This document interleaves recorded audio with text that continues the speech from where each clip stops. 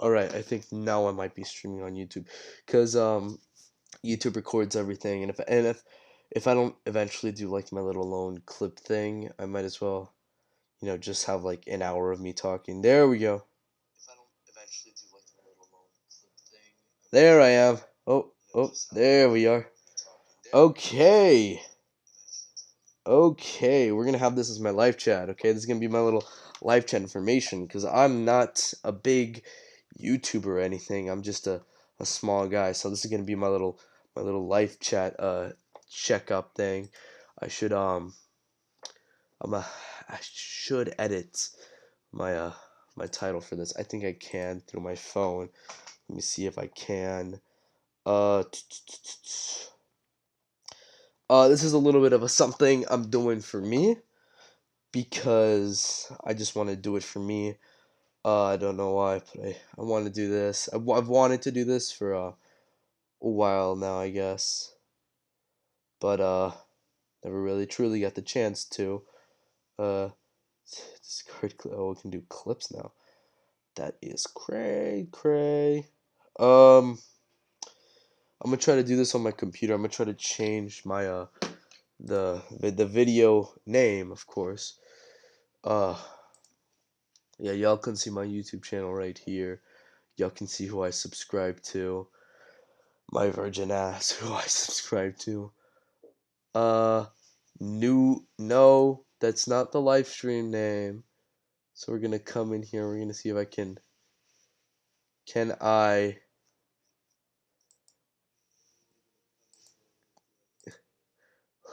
Uh, dang, look at that. That's trip. Oh, that's trippy. Oh, that's trippy. Uh, that's trippy. No, let's go here. Live streaming. Oh, okay. I think I can do this. Yeah, through here. Cause I'm live streaming through here. Let me edit here. Make my title. Bah. I've been live streaming forever on YouTube, except for like that one time. But I don't know. Life is am I a contrarian? Does movie taste suck? And then in parentheses, it does. We're doing a little goof, a little bit of a goof, and the description will be um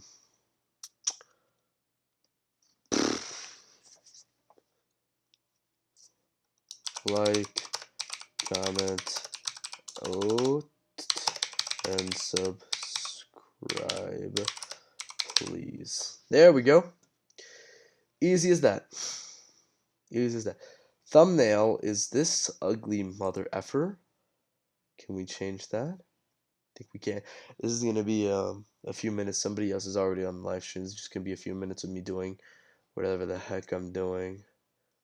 What should we change it? We can't change it to much, but can change it to some stuff. We'll change it to me a virgin Sonic, me being a virgin Sonic. File is big, whatever. Then keep it as that. Keep it as that. No, it's not made for kids. Save, save. New title. New title. Refresh your pages if it's not the new title, because I have a new title. Okay. New title for the video. Refresh your page if it's not the new title. Does my movie taste suck? It does.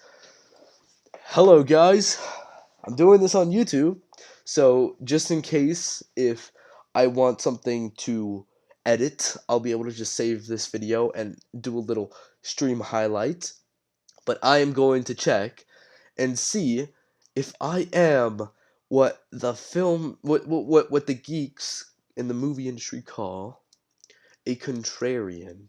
If you don't know what a contrarian is, it's basically a man who likes stuff that everybody else hates and loves stuff that everybody else hates. Now, I have been told for years that I am a contrarian and that my movie taste sucks. I have been told for years that that is the truth, and you can judge my movie taste right now over the little letterbox things I have. But I have been told for forever that my movie taste is garbage. I've been told by friends. I've been told by family members. I have been told by random people on the streets. I am very dedicated into film. I love film. I watch film all the time. Some of my friends say it's my life. It's all I do. Um, Truly, honestly, probably. I do that mostly in my free time, play video games or watch a movie because I'm a virgin. And I really do think that I'm not that much of a contrarian. And even if I am, I feel like I could give my own voice. So we have two tabs open that have nothing on them. These two tabs are going to be Rotten Tomatoes on this one and Metacritic on this one. And we're going to see how these reviews judge against Rotten Tomatoes and Metacritic scores, both audience and actual critics. So I'm gonna start off with Venom because all these other films, they don't. I don't know if my tastes have changed on them. I haven't seen these in forever. Like last time I saw Shaun of the Dead was like 2019. That's crazy. The last time I saw that movie was 2019, and then that one also 2020, 2020, 2020. That's crazy. So I'm gonna start off with Venom, which is the one I probably remember the most. Let There Be Carnage. So if you're not into this stuff, might as well click away. I might do a stream highlight. Who knows? Who knows? So we got Venom Let There Be Carnage. I gave that a 6 out of 10 or a 3 out of 5. And that's my review. Man, this movie is dumb and I like it. Now, I think that's pretty accurate to what I think about this movie. I think this movie is dumb fun and I like dumb fun. I really do like it. A lot of people don't, but I like this one. I think it's a bit better than the first one. I think it definitely is better than the first Venom. I like Let There Be Carnage. It's fun, but it's not a 10 out of 10 masterpiece. And I think most people could agree with me on that. But I have a cousin who, I kid you not, told me this movie is fire and that I was too harsh with my little review. But no, I think this is a plain out 6 out of 10. I think this is the best 6 out of 10 I could probably give. I definitely do like this one. Um, no, with 6 out of 10, I think 6 out of 10 is like my midpoint. If I think a 6 out of 10 movie is mid, I don't like it, and that's how you know it's mid. But if I do like this, then I like it, and that's how you know I like it. That's where it starts with I like. So like, 7 out of 10, 8 out of 10, 9 out of 10, 10 out of 10, they're always going to have a heart on them because I like those movies. So yeah, that's how you know. So we're gonna move on. This is already starting to get boring. Why did I do this? I'm stupid. Okay, this is where yeah. This is a lot. A lot. The interview, I give it a 7 out of 10. I didn't like it. This was before I started that rule. This was like right before I started that rule. Oh, I didn't check Venom Let There Be Carnage's Rotten Tomato score and stuff. Venom Let There. I should check because this is the reason I made it. Well, let's just do Metacritic. Critic.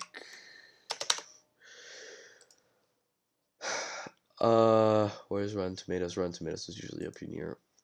And then Metacritic. Wait for that to load. And then we'll get on there and then. So yeah, let's check this out real quick. This is the reason why I made it, and I already forgot to check it.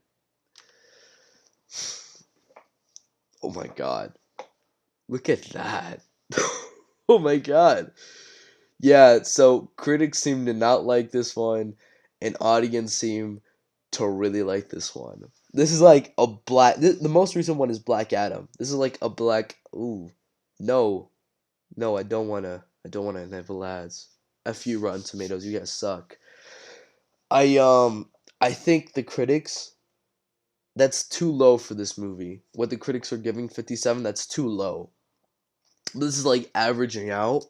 So it's not even like a number score. It's just, oh, this many critics gave it a bad score and this many critics gave it a good score, so we're going to even that out.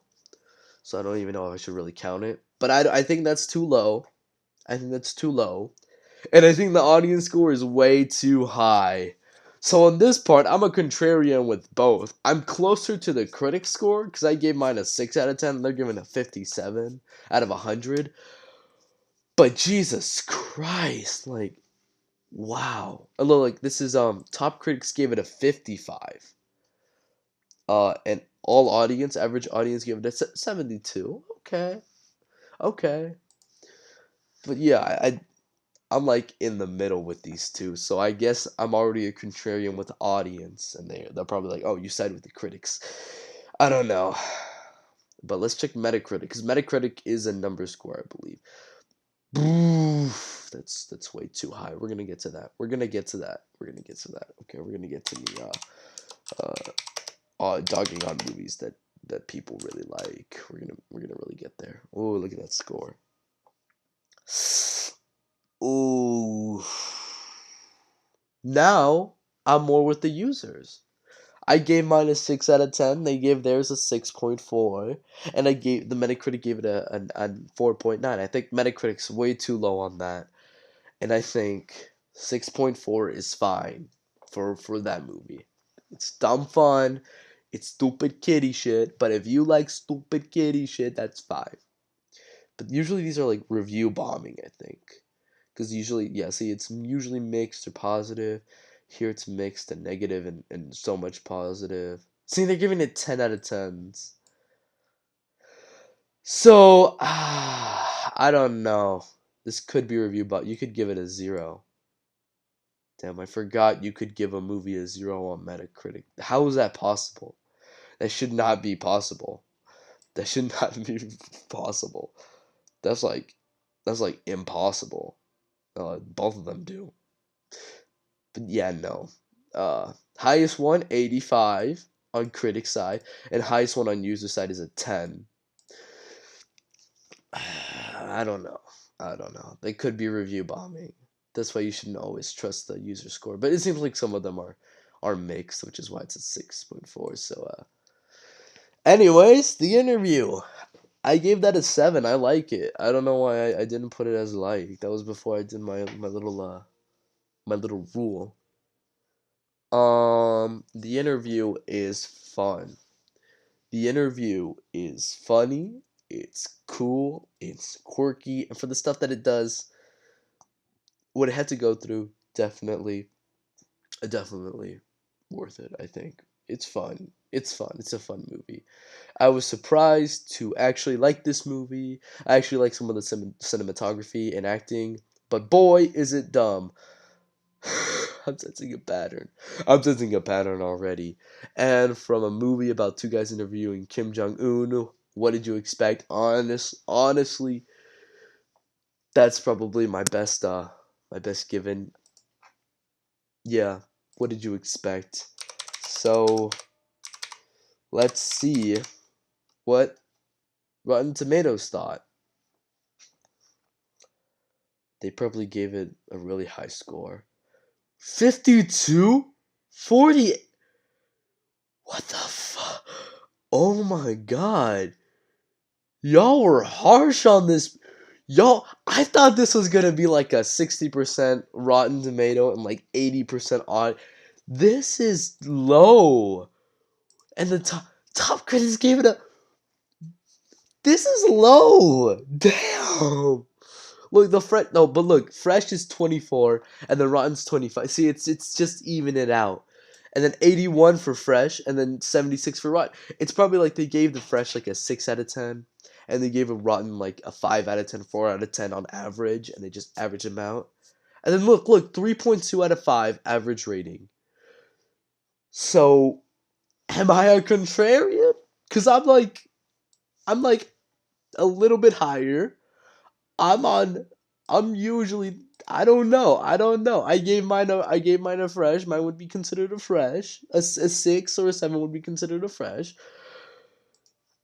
Damn. Y'all are harsh on this. What about Metacritic? Metacritic's got to be enter interview. The interview. When did it come out? 2014. Nope. 2014. Do they not have it? Shit, I don't think they have it. Do they?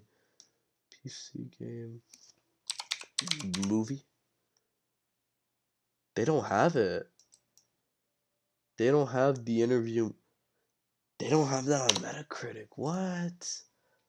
Wow, must have been created after. Wow, that's crazy. They don't have it on.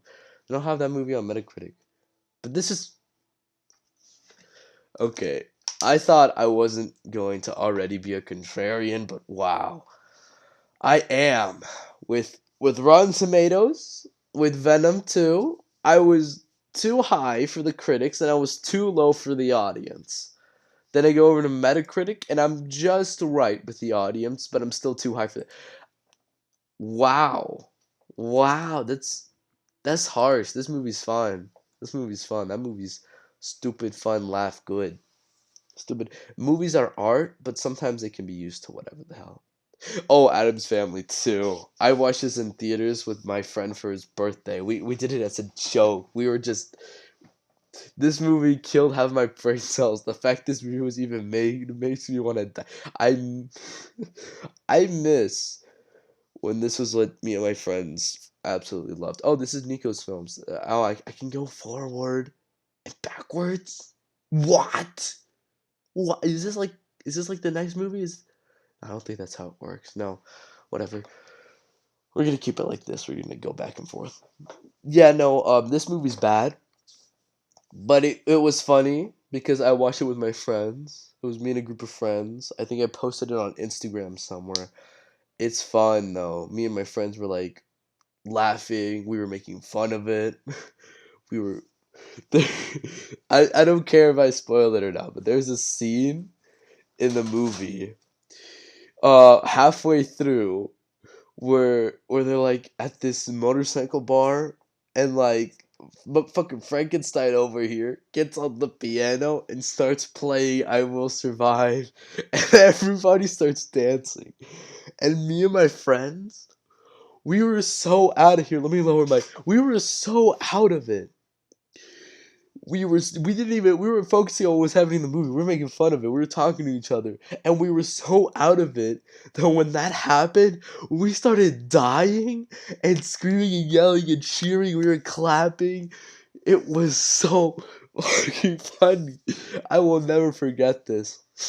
If I could go back in time to a point, it'd be to go back in time and watch this movie again with my friends. That was fun as fuck.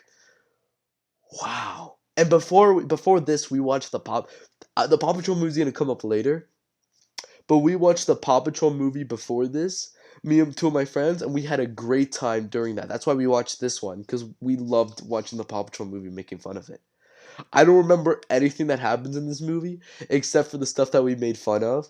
I was born in Texas, and they went to San Antonio, and I've been to San Antonio like many times, and so we were in the theater. They go to San Antonio, and I'm like, wow, I've been to San Antonio. They're like, oh, is that how it looks like? Is that Texas? I'm like, we were laughing. It was this. I missed the time when this was the movie. This was the shit that we would watch. Wow, that was fun. That was a fun movie. But I gave it a 2 out of 10. And the only reason it didn't get a 1 is because it is better than the first one because of how funny it was. Um, James Ralph liked this movie, the AVGN. I remember I watched a video and he was like, "Oh, I think it was on the podcast. He was like, "Oh, I took my family to go watch this movie and had a good time." I'm like, "Good for him. Good for him." Okay. Okay. Okay, we're gonna go on track. Okay, see the critics. I'm siding with 19%, 28%. Okay, Okay, I'm good with them. But the audience, god damn, y'all are too nice to movies sometimes. Y'all are way too nice. 61, 69. That's funny. That's funny. But y'all are really nice to movies. One thing I think I'll point out here, like right now already, I liked everyone. I liked the entire cast in the original movie, except for Finn Wolfhard. I don't like Finn Wolfhard. I don't like him acting. He was good in Stranger Things season one, and then each other season he started getting lower and lower and lower. I started liking him less and less and less as an actor. He was in It. I didn't like him in It. One or two, chapter one or chapter two. I didn't like him in either one. I hated him in Afterlife. Uh, and I hated him in the original Addams Family movie. And they replaced Pugly with like a kid, and he sounds pretty good. They didn't have to replace anybody else but Finn Wolfhard because he was doing shit. But yeah, I'm more of with the critics. I don't know if that makes me a contrarian or not because I guess it's mostly audience. But I'm pretty sure I'm not a contrarian with that. The Addams Family 2. There it is. Wow. Yeah, I'm sorry. I'm a little bit stuffy. I was sick. 37 and 30.6. That's still a bit positive. It's more mixed. That's crazy. But I think I'm fine. Ro- Roger Ebert gave fam Roger, imagine how Roger Ebert would feel if he saw this score right now. I'm pretty sure he rolled in his grave when they did this because that is no. I'm pretty sure Robert E. Gert is in this grave like no. That was fucked up. I apologize. That was fucked up. My bad. Rest in peace, man. Rest in peace. But come on, really? From RogerEbert.com, that's just a shock. I'm just saying. Um, yeah, no. This opening was like the only scene. This opening and the piano bar scene are like the only scenes in the movie with like actual color, and everything else is like look at that. Everything else is like just like bland. I like the fire effect on that, but everything else is just kind of like bland regular color. I don't like the color grading in this movie. I don't like the color grading in a lot of movies that come out recently. Um, sometimes it's done really well. Even like if it looks bad, it's done really well. But we'll get to that. We'll get to it. We'll get to it. Okay, we're gonna get to it. Halloween Kills. Let's go. This movie is what I wanted in a Halloween sequel. Yes, I'm not joking. This was a great time. Plus, my friend got all scared, and that was hilarious. That's right. I went with a friend of mine who had never seen a horror movie ever, and we were in the theaters, and she was like, ah! Every time something happened. It was fun. It was pretty fun. This could have been a 5 star for me, but Jamie Lee Curtis should have been more in the it should have been in the movie a bit more. I know I said big more, and the scares should have been more spread out in the movie. I think the fact I went in this movie blind with no trailers or clips, like I did with the Suicide Squad, definitely made this film better. I didn't review this Suicide Squad, the Suicide Squad, because that was before October when I started getting into this shit. But I'll do it right. I'll say it right now. You're gonna see it later on, but The Suicide Squad is a 9 out of 10. I love that movie so much. It's probably a 10 out of 10. I just need to rewatch it. So as you can see, I've already seen this movie 3 times. We won't look at it again. This is it. The extended cut is also a 7 out of 10. I just like the ending for the extended cut better, which is the only thing they changed. And oh look, here's my brother. My brother gave it a 3 out of 10. So let's read what my brother had to say. I'm sorry, Emilio. I'm gonna put you on the spotlight. We're gonna see what you had to say. Halloween Kills was frustratingly bad, dumb characters that just die, and I don't care about them because I don't care about the characters. Fuck Tommy, he was the worst character ever. Like, girl, I'm being so serious right now. I fucking hated that movie. That's how you sound like. Ratio. I forgot I did that. That was a month ago. Ratio. I just ratioed him. I ratioed my own brother. Hey, to each their own. I don't agree with a lot of stuff my brother says, but to each their own. I don't care. I'm not gonna like it, but there you go. See, I have some of my friends. This friend, he gave it a 9 out of 10. He's a crazy head, brother. He's a crazy head. It was like one of the only one of the movies he reviewed, one of the only ones. So we're gonna check it out. I remember, this one does not have a good one here on Rotten Tomatoes. I got pretty mad at it because it doesn't have a good rating. Halloween Kills. You know what? I might as well just do all the Halloween Blumhouse movies so we don't have to go through them and we can make this shorter. So the Halloween Blumhouse films, just the Halloween Blumhouse plus 70s. I'll do 72. I'll do 78 also. Halloween Ends is the worst one. I hate Halloween Ends. I'll talk about why. I just didn't want to talk about 2018 or 78 because I'm basically agreeing with everybody on that one. But I hate Halloween Ends. It's horrible. It's like the worst Halloween movie I've ever seen.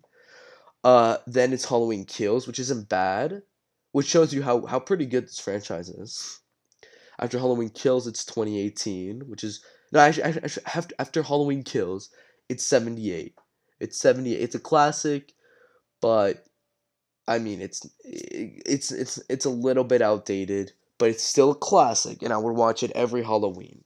And then the best one is Halloween. That's my favorite Halloween movie, Halloween 2018. It's like one of the best legacy sequels, is what they call them. I gave that one an 8. We can I can look at Halloween 2018 right now and 78 if you really want to. But I think I'm like with the general consumption on those, so I'm not gonna do it. You can go search it up and see if I'm contrarian with that or not, but I don't want to do it. Halloween Kills gave it a 38, and a 66, and then a 57 for all audience, and then a 29 for top critics. That's effed up. I'm gonna put up my chair. That's effed up. That's effed up. That does not deserve that low of a rating. And I'm kind of like in agreement. Look at that. Look at that. 3.7 out of 5. I gave mine a 3.5 out of 5, which is a 7 out of 10. And I think I am fine with the audience. I'm more average with them. Not all audience, but verified audience. I'm okay with the verified audience, not the 10,000 plus ratings. I'm a little bit low with that. But fuck the critics. The critics are crazy. I'm a big contrarian on this one with the critics. I'm more with the audience on this one. It's dumb fun. If you like, do you like the Halloween movies? And you can just turn off your mind with them. Definitely great.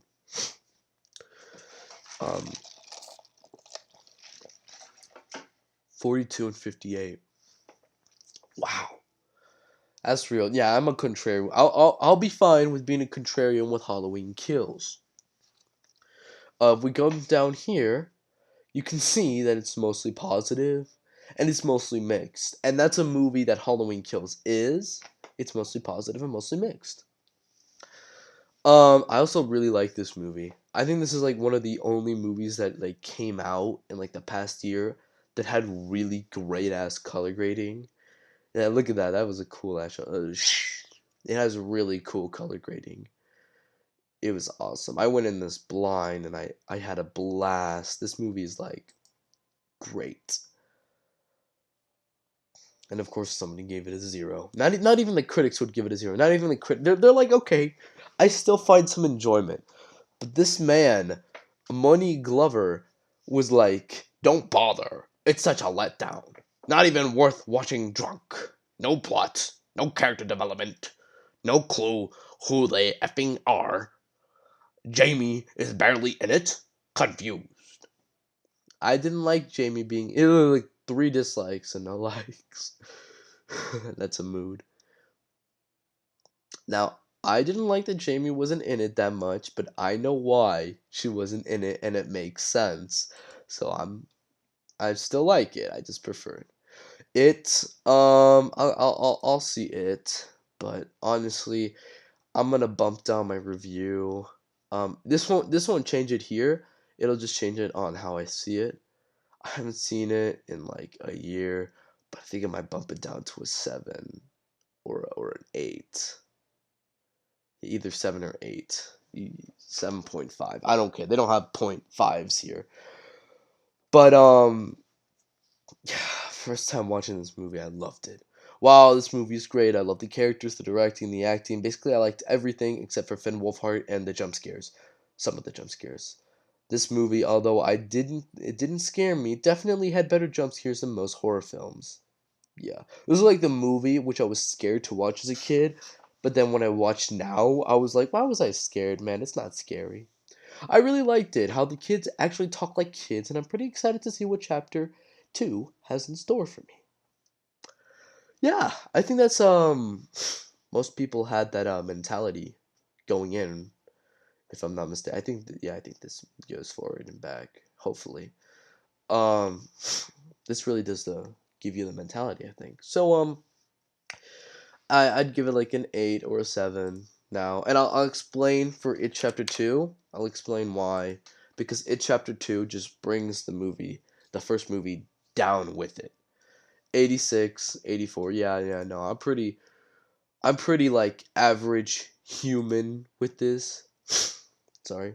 I'm pretty like normal human. I'm pretty much like, yeah. I'm a normal dude. I can enjoy my fair share of popular films and enjoy them too. I'm not the guy who goes with like a glass of wine and says every movie has to be art. It has to be like like Pulp Fiction. Have you ever seen Pulp Fiction? Watch Pulp Fiction. Like no. I love Pulp Fiction as much as the next guy. I do think that film is art, but I don't think that film generally always needs to be like a Pulp Fiction film, like innovative or something. It doesn't have to be a Tarantino movie. It doesn't have to be a big movie. It could just be fun, stupid fun, and it does both pretty well. I liked it, really did. Um, let's see Metacritic, because Metacritic is probably the same. I don't know why I'm always getting that movie. Does it even movie? Ain't no way it doesn't have it. 2017. What? Does it not have it? It does it not? Does Metacritic not have it? It does have it. Why didn't it pop up? That's stupid. Why didn't it pop up? Whatever. I probably did have also the other one, the interview, but whatever. 69 and 7.9. See, I'm more with the again, I said it's either a 7 or an 8. I would change it to that, but I'm not gonna say it. Yeah, I'm probably with these two again. So yeah, I can be quite the non-contrarian. I'm good with this movie. I'm fine. I'll put up it chapter two's reviews right here, but I'm not gonna look at them until I'm not. My vision was away. So let's go to it chapter 2. Let's see if this works.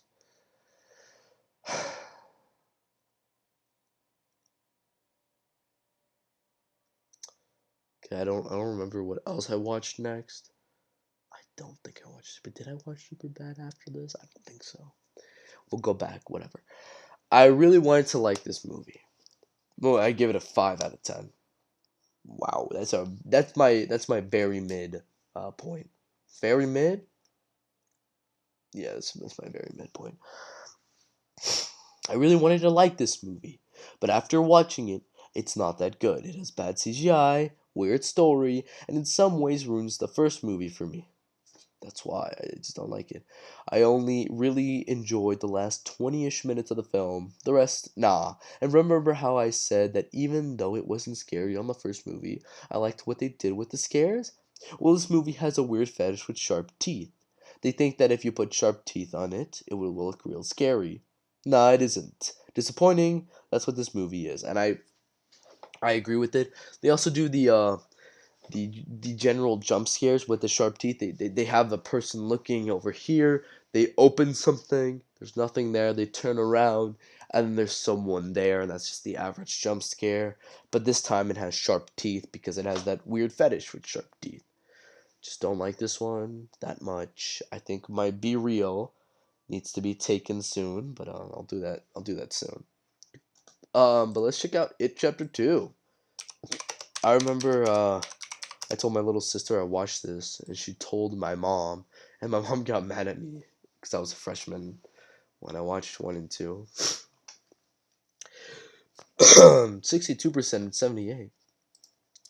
When I remember when It Chapter 2 came out, I was in 7th grade, and all of my friends went to go watch it, and they loved it. I remember they would be like, "Oh, I watched It Chapter 2 with my family. It was really, really good." Everybody was in that It fatigue, but I think it's like the same thing with I haven't seen Joker yet, but it's like the same thing with Joker where like it was put up so high that as the years went on, it kind of got like less and less and less good. The more you watch it, the more you realize that you were just caught up in the moment.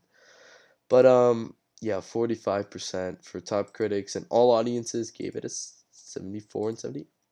Yeah, I think this was a pretty average audience thing. I will stick to being a contrarian with this one. I will stick to being a contrarian with this one. I'm fine with being a contrarian with It Chapter 2. I'm okay with that because I just don't like it. And also, if we hop over to Metacritic, you can see I'm not a contrarian. Ha ha! Take that! I'm not a contrarian with this movie because Metacritic says so.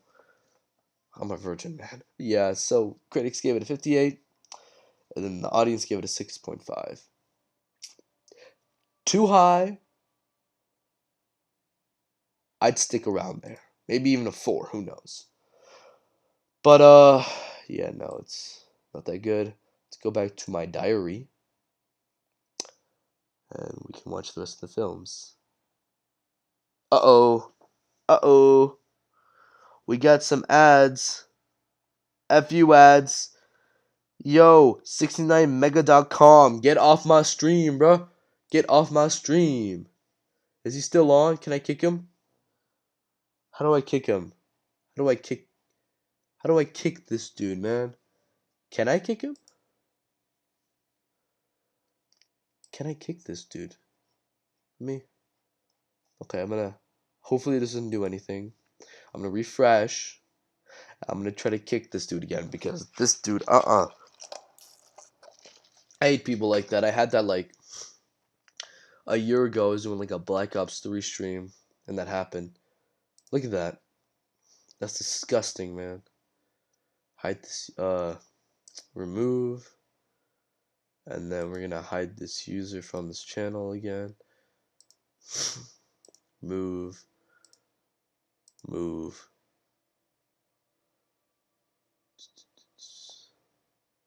White girls first. Comment hidden. There we go. We have hidden this user. This user is gone. His stuff is hidden. We have deleted it. Fucking hate these dudes. It's disgusting, man. I'm on like my family friendly channel. My family is probably watching this. So there's 2 people on. If that's you, 69mega.com, get out of here, you disgusting piece of shit. If that's a family member, I'm sorry, but come on. Like really. Okay, Night of the Living Dead. I gave this one a 6 out of 10 and I didn't like it, so that means I think it's mid. It's a classic. It's a classic. I just think it's kind of boring.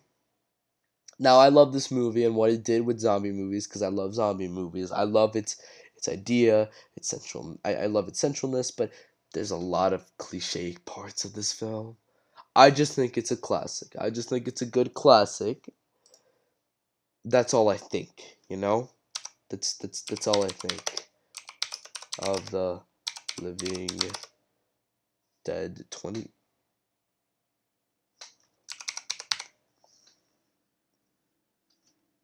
I beg your pardon. Yeah, seriously, that was a family member who heard me cussing. I'm very, very sorry. I got mad, okay? I'm very sorry. Please don't tell my mommy. Please don't tell my mommy. Please don't think anything less of me, even though you probably will. Please. I beg.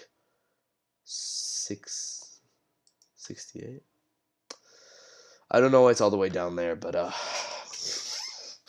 yeah, no, I'll stick. I know I'm a contrarian. I don't even have to look at Metacritic. I know I'm a big contrarian with this one. Now, I love what it did to the zombie franchise. I just don't think it's that great. So I'll stick to being a big contrarian. Okay, at this point, I'm like, ugh, we haven't even gotten October 2021. Okay, we're gonna do a speed run. Okay, speed run, right now. Okay, I'm gonna check after. Beetlejuice, 7 out of 10. I know that's like this general consumption. I like this one, classic, great. Moving on. In the Heights, 5 out of 10. I wanna see how much that got. In the Heights. It's a shitty movie. I hate it. I'm Latino, and I can say that Lin-Manuel Miranda's is very whitewashed. Yeah, 94. Okay, I don't care. I'm a contrarian. I'm Latino. I know that he's whitewashed, okay? In the Heights. Come on. Jesus, man. Oh, 84. Yeah, no, he's whitewashed. I don't care if I am a contrarian on this one. The only people who like this movie were musical fans, even though its music sucks, and white people. Look, 6.9. So yeah, white people, little kids, or musical fans that don't have a good taste in music. Sorry, Hannah. Paw Patrol the movie, 10 out of 10. That was really fun. I bought the movie. I have the movie. I bought it.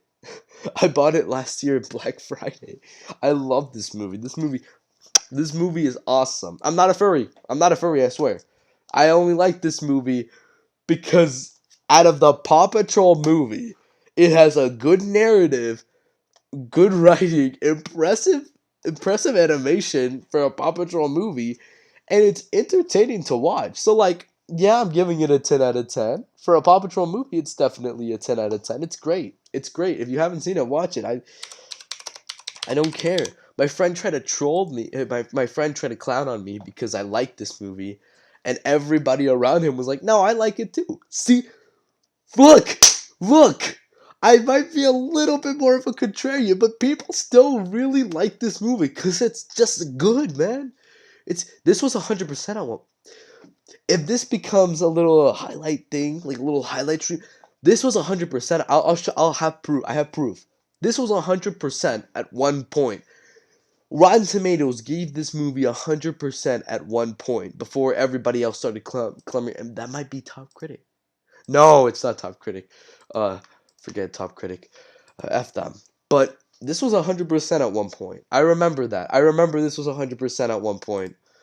And me and my friends went to watch that. That was a great experience in the theater. Paw Patrol, the movie, right there, 50. I don't care if I'm a Metacritic contrarian. This movie is awesome. It's fun. Even if I'm watching it by myself, I watched it while I was studying for finals last year for midterms, and it was fun. I like this movie. Okay, it's background noise. It could be background noise or it could be front and center noise. You know, why is it taking forever to load? Maybe we should just stick to Rotten Tomatoes instead of Metacritic. Make it less harsh on this computer. Um. Okay, moving on. Yeah. FU69mega.com. I'm sorry, family, if I cussed. Squid Game. Oh, this is a show, not really a movie. I gave it a 8 out of 10. Doesn't need a second season. Ending sucked. First one, season 1 is fine. Hangover, 8 out of 10. That's like general consumption. I'm definitely not a contrarian with that. Fun movie, funny. Yeah, it's kind of funny. It does have some bad jokes, but it's good. Eternals. Okay, this one's we're gonna take a break and talk about this. My face the entire film. That is so gosh darn true. This movie is boring. This movie is long. It's boring. It doesn't do anything with these characters. It's stupid and I hate it. It serves nothing. And I hope, which I know it's not gonna happen, but I really wish that they just explain that this movie's not real and they just forget about it.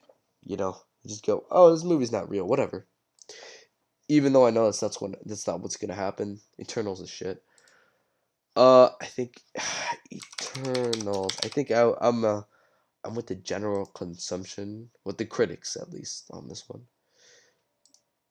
Yeah, it didn't. We're just gonna stick to Rotten Tomatoes for now, because this has gone for like how long? 38 minutes. We are 38 minutes. I don't even want to look at my live chat because of that 69 thing. That's disgusting. I hate bots who do that. But yeah, see, I'm with the general consumption of the critics. Top critics hate it more. The audience though, audience love this movie for some. They don't love it. They think it's a. But yeah, this was a big mixed bag. You were either or. You either loved it or you hated it. You either loved it or you hated it. I was in the hating part. So yeah, no, definitely bad movie. Breakfast Club 10 out of 10. I think that might be. I want to check. Because there's a lot of people who say yeah, it's 10 out of 10. There's a lot of people who go no, it's like a 7. I want to see 89 and 92. Yes, yeah, I'm a little bit high with my 10 out of 10s. I'm gonna be a little bit high. It's never gonna be a 10 out of 10 exact. Top critics don't like this movie that much. That's crazy. But well, of course they don't actually, because it's 12-6. Come on, 57-7, of course. But yeah, no, this movie is a 10 for me. It's a great laid back movie. I like it. Boss Baby Family Business. I like the first Boss Baby movie. I'd give the first one like a 7 or an 8 out of 10. It's fun, it's cute, it's adorable. It's a good baby movie. Family Business, I wouldn't. I give it a 5 out of 10. It's still kind of fun, just kind of bad. Ooh, I watched Back in Business up to season 3, and I was really into the lore, and I didn't watch season 4. Season 3 was amazing. I think my favorite baby in the whoa, my favorite character, that's how you say character, in the Boss Baby universe is Mega Fat CEO Baby from Back in Business. And in season 3 he turns into a regular baby and it was really sad, like actually really sad. And nah, I like Back in Business up to season 3. Family Business, the Boss Baby's gonna have like a 50%, but I don't care. I can be a contrarian all I want. I don't care unless people tell me I'm a contrarian. That's why I made this video, to prove people I'm not, but I'm kind of like proving the opposite. The audience, no, I'm a contrarian with the audience, but I'm not with the who. I am with the top critics, but I'm not with the regular critics. Apparently, the average consensus is about 46, and I gave mine a 5, so whatever. Ponyo's a 10 out of 10. I know people are saying it's a 9 or an 8. But again, no one's really going to agree with a 10 out of 10. Uh, but I like Ponyo. It's my favorite Ghibli film because it's the first one. This short film, plus anniversary. I don't know why. I gave it a 5. Look what I said. Look what I said. It's funny. I said what I said was funny. Still better than Eternals, because it is. It is. It's like 10 times better than Eternals. But I hate that Disney Plus is doing like short films, Because it's like, oh, you get on Disney Plus and you got to go to the short film, and then you have to wait for it to load, and then after it's done, you have to get off of it. And it does that whole Disney Plus original. Like, come on, it's just a short film. But Plus Anniversary is bad, but it's still better than Eternals. I hate Sweet Home Alone. I hate this one. Look at my review for it. Look at my review for it. Look at it. I can handle the truth. Why did I say it had spoilers? I don't know why I said it had spoilers. Sorry, all you ambitious indie filmmakers. Your movie may never get made. But this was. This is a 1 out of 10. You are not going to see that many 1 out of 10s on this list. But this is the first 1 out of 10. I hate this movie so much. And the actor is not that bad. I liked him in Jojo Rabbit as Yorkie, but yeah, no, this one's bad. This one's bad. Really bad. I don't know how much it got. I might just watch a lot of the Home Alone movies for Christmas, because Christmas is coming up, but I don't know. I'm gonna try to stop cussing because that's something I need to fix. See, 16 and 11. Wow. So out of 100%, we're like all in agreement. Out of 100%, because I'm doing 10 out of 10%. I'm doing out of 10, and they're doing out of 100. So out of 100 and out of 10, all of us are in agreement that this movie is booty cheeks. So we all in agreement. We all in agreement. We all are. So good. Good. I hate that one. I love Jingle All the Way. I don't know why I gave it a 6. I'm gonna rewatch this year. I'm probably gonna give it like a 7 or an 8. But I love it. Haha, lol. Now do one with Denzel Washington. Bit of a goof. If you've seen Fresh Off the Boat, you get what I'm referencing. But yeah, no,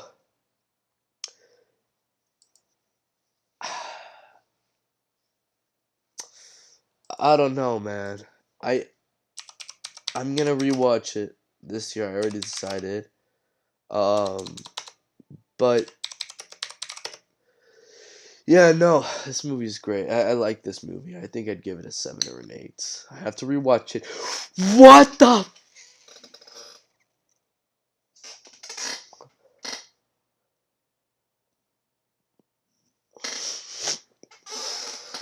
Pardon my language, but that's fucked up.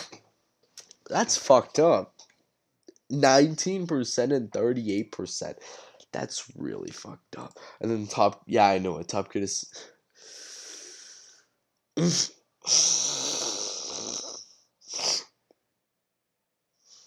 Sorry, I'm sick. I'm sick. That's fucked up. This movie's like 10 times better. This movie's really fun. It's really fun. It's nostalgic. I wasn't born in the 90s, but it's very nostalgic for me too. It's good.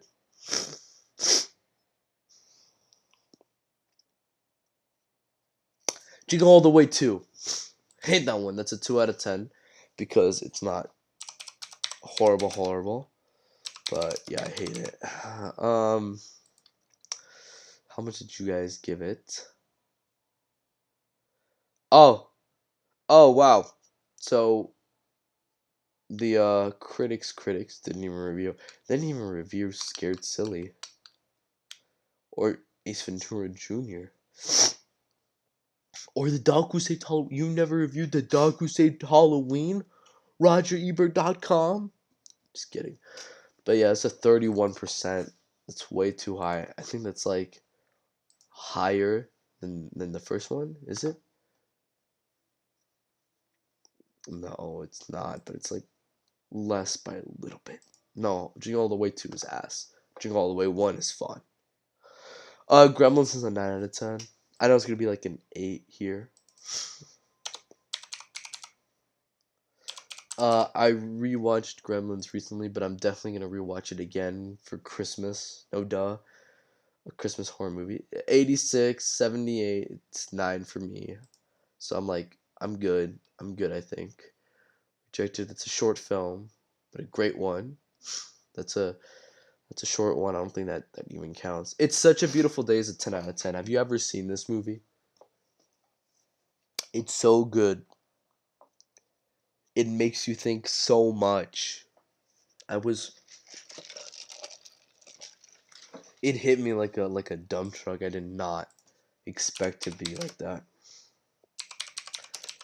There it is. I did not expect that movie to hit me that hard. It's really freaking amazing. Hun Wow. Wow. Okay, that's crazy. What?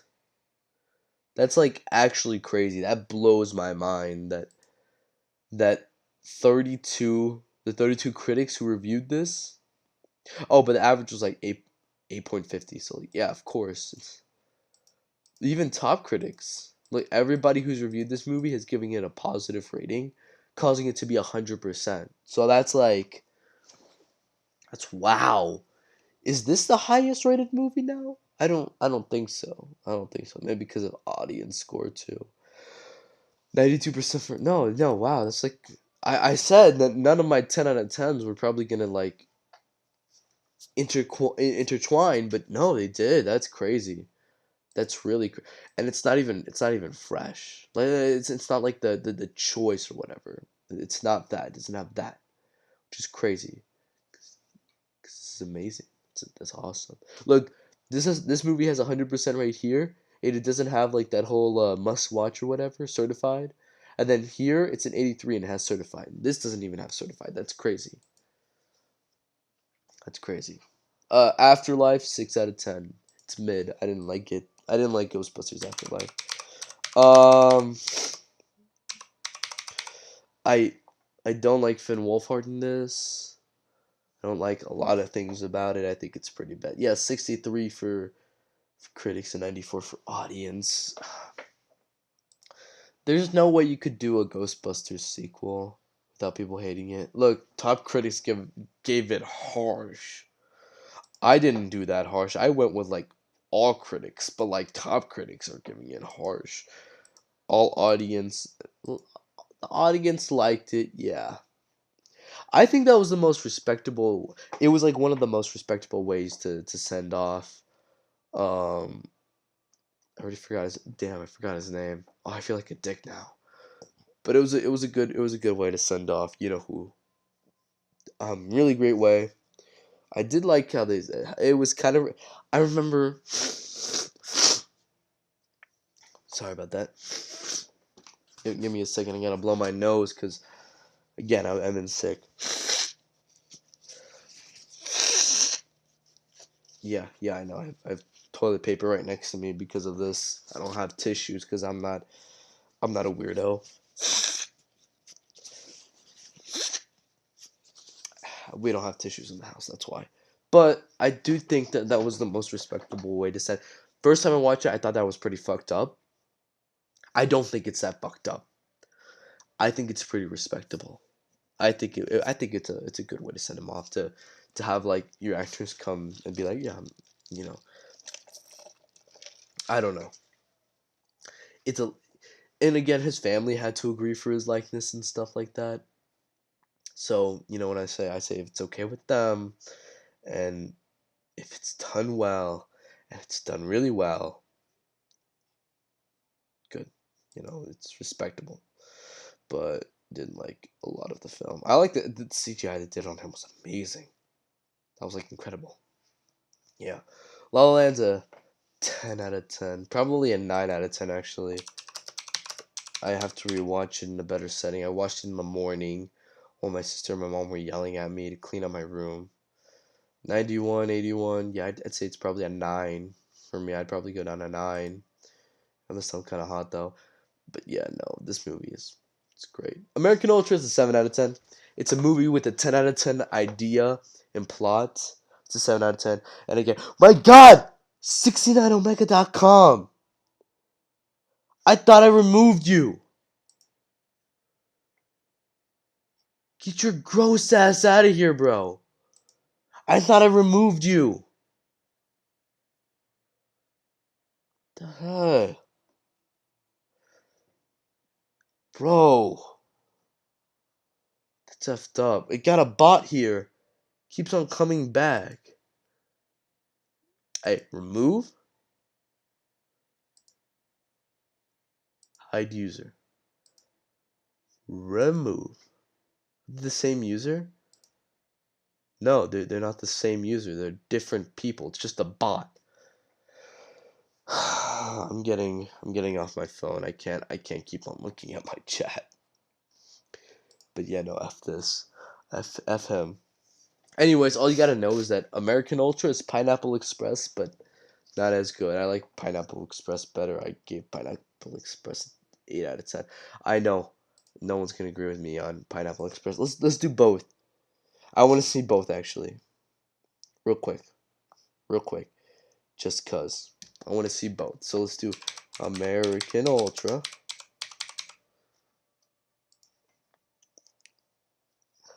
They might agree with me, might not. 44 and 45. That's too low. I enjoyed it. I liked it. I enjoyed it. But I would not give it higher than a 7.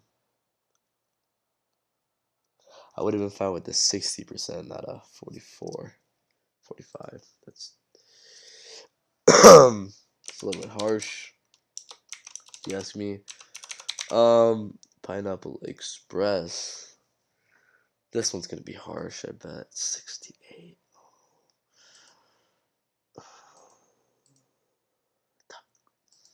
That's harsh, man. It's 8. It's funny. It's good. I like it. I like it. It's funny. 21 Jump Street's a 9 out of 10. 21 Jump Street's awesome. 20. It's so fun. It's so fun. So great. It's. I recommend it. It's amazing. I'd probably say 85 and 80. See, it's not that. I'm not that off. I'm not that off. I agree with them. Yeah, definitely. Encanto. Okay, I'm gonna look at my review for this one because I totally forgot what Encanto was, and I hate that movie. I hate Encanto. And the thing is, every time a white person sees my review, they ask, "Why do you hate it?" Well, this is why. As a man raised by Japanese Colombians, so I'm Colombiano too. Yeah, I'm pa Colombia, pa Colombia. I'm Colombiano, way. I'm Colombiano. And actually, I wanna clear this up right now. I'm gonna sound like a weirdo. No, I'm gonna sound stupid. But I remember my white friends were clowning on me for saying Colombia instead of Colombia. They're like Colombia, Colombia. Here's the thing, though. Y'all were saying oh, I misspelled it. Columbia mom, not Colombia mom. I misspelled it. That's my bad. But now I'm gonna say it right now because I didn't even notice it at the heat of the moment either. I was just arguing for the sake of arguing. We were both arguing for the sake of arguing. But here's the thing. This is how you spell Colombia, the country. Colombia. Colombia. That's how you spell Colombia, the country. This is how you spell Colombia, the state of Colombia that runs the United States and some of Canada. The way that most white people say it, and most people that just don't say that are more used to saying Colombia, most uh most not what I say most native speakers to America, I guess you could say that. Most cuz my native language is Spanish. I learned Spanish before anything else, so I knew I was supposed to say Colombia instead of Colombia. Now most people say Colombia because that's what they're so used to. So it's not Colombia, it's pronounced Colombia. That's why I say it like that, because that's how you're supposed to say it. You say it with an O instead of a U, and you end up saying it the same way I say it. So that's the only thing I wanted to clear up. That's it. It's just been on my mind and I haven't been able to say it. So I guess saying it on live stream where anybody could see it, it's like, oh yeah, I can say it instead of saying it face to face. But Yeah, no, that's how you're supposed to say it. But yeah, no, this movie could have been great movie exploring the culture of Colombia I was raised with. Instead, we get a bland-ish movie with characters that I don't really care for, and bad song. I hate Lin-Manuel Miranda songs. Oh, that explains. Wait, Lin-Manuel wrote the song. Oh, that explains. I remember at the end when we were sitting through, because I have some other Colombian friends here in where I live. I have Colombian friends. They're really great family friends. So we went to watch this together, and we were into it. And then after it, I was like, no, I hated it. And they're like, oh, we loved it. My mom liked it too, which is crazy to me, because my grandma did it. My grandma, who's Colombian, didn't like it either. But they're like, oh, it's great, it's great. I said, I don't like it, and they're like, really? I was like, I don't like the songs either. And then Lin Manuel Miranda's name pops up. I'm like, that explains why the songs were shit. But yeah, it was sad because as an Asian Hispanic raised by a Colombia mom, Colom Colombiano. Colombia, mom. That's fine. Um, and grandmother, I was hoping it to be better. It could have been like Coco, but no. I really love Coco. I'm not Mexican, but I love Coco, and I really wanted a film like that for Colombians. So, oh well. What you gonna do, right? Canto. Let's see. The Hollywood Bowl. The hell? What is Encanto at the Hollywood Bowl? 91. Now, I'm gonna say this a lot, and I know it sounds bad, and I know all this and that. I've already said it before a lot, but these are all white people. These are all white people saying this. I bet you there's not a single Colombian who goes down and types down 10 out of 10. I love this movie because it doesn't explore our culture well. You could replace it. You could literally replace Encanto with somewhere like Argentina or Brazil, and no white person's gonna be like, oh, but this and that. They're gonna be like, oh, it's Brazil. They make arepas in Brazil. No, I hate this movie, man. I hate it because of how stupid it is. Love John Leguizamo though. John Leguizamo, when he popped up, I was like, oh, it's just Johnny Boy. I love him. He's awesome. He's like the only Colombian actor too. Adam, I'm not even gonna search that up because I hate it. I don't care. 8-Bit Christmas is shit. I give that a 3 out of 10. 8-Bit Christmas is so bad. This was like one of the first HBO Max only movies. Really bad. Really bad. A what? What? Oh my god. Oh my god. I was expecting the critics to at least agree with me, but oh my god. I started this live stream thinking, I started this live stream an hour ago thinking I'm just gonna have a couple of movies that I'm not gonna agree with or something like that. But goddamn, I am a contrarian. What the frick? Yeah, no, I hate this one. I'm a big contrarian. Postcode. I'm not gonna search up the South Park specials. They're all like liked. I guess post COVID's a 7. It's not bad. I liked it, but I think its sequel is 10 times better. I still haven't seen the second streaming wars one. Oh, Baby Driver's a 10 out of 10. I've heard the more you watch it, the worse it gets, but I've only seen it once, and I'll probably rewatch it soon. But it's a 10 out of 10. Let's see how much it has actually. I think it's like an 80 or 90 maybe. Again, not a lot of movies are gonna have the same as me with the 10 out of 10. We just got that one. Any other one? I think so. 9286. I love Edgar Wright. He's my favorite director. Um, yeah. John Wick's 8. I actually want to see. We'll do John Wick all together because I don't really want to talk about him that much. I want to get this video done with. I'm already been sitting here for like an hour talking about this. John Wick 1. No. So out of the 3 John Wick movies, Chapter 2 is the worst. It's good. I give it an 8 out of 10 too. but it's the worst. Then it's John Wick, which I would give an 8.5 if I could, but I don't go like that, so that's next. And then the best one is Chapter 3, in my opinion. It's the most creative one, the most stylish one, and the most pretty one. So I like it. I like Chapter 3. It feels like each one they kind of tried something new and learned if it was good or bad. And I think Chapter 2 has a lot of things that are better than the first one, but the first one overall is better. So see, I agree with them. See, I gave this one an 8. Probably I'd give it an 8.5 if you want to get technical because it's over this one, but I give that one an 8. No. I gave this one an 8 as well. They gave it an 89%. So again, we're really sharing it there. We're really sharing it our piece of the cake. John Wick is like one that everybody likes. And this one I'd give a 9. So 89%. Yeah, no. We're good with John Wick. We're good with John Wick. Borat is an 8. Borat is funny. It's a movie that will never happen. Enable ads. I don't want to enable ads.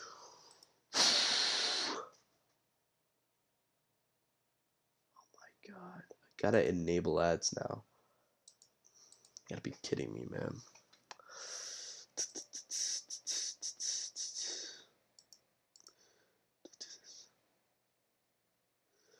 This flip side. Fine, fine. No ads, huh? No ads. How about that, huh? You happy now?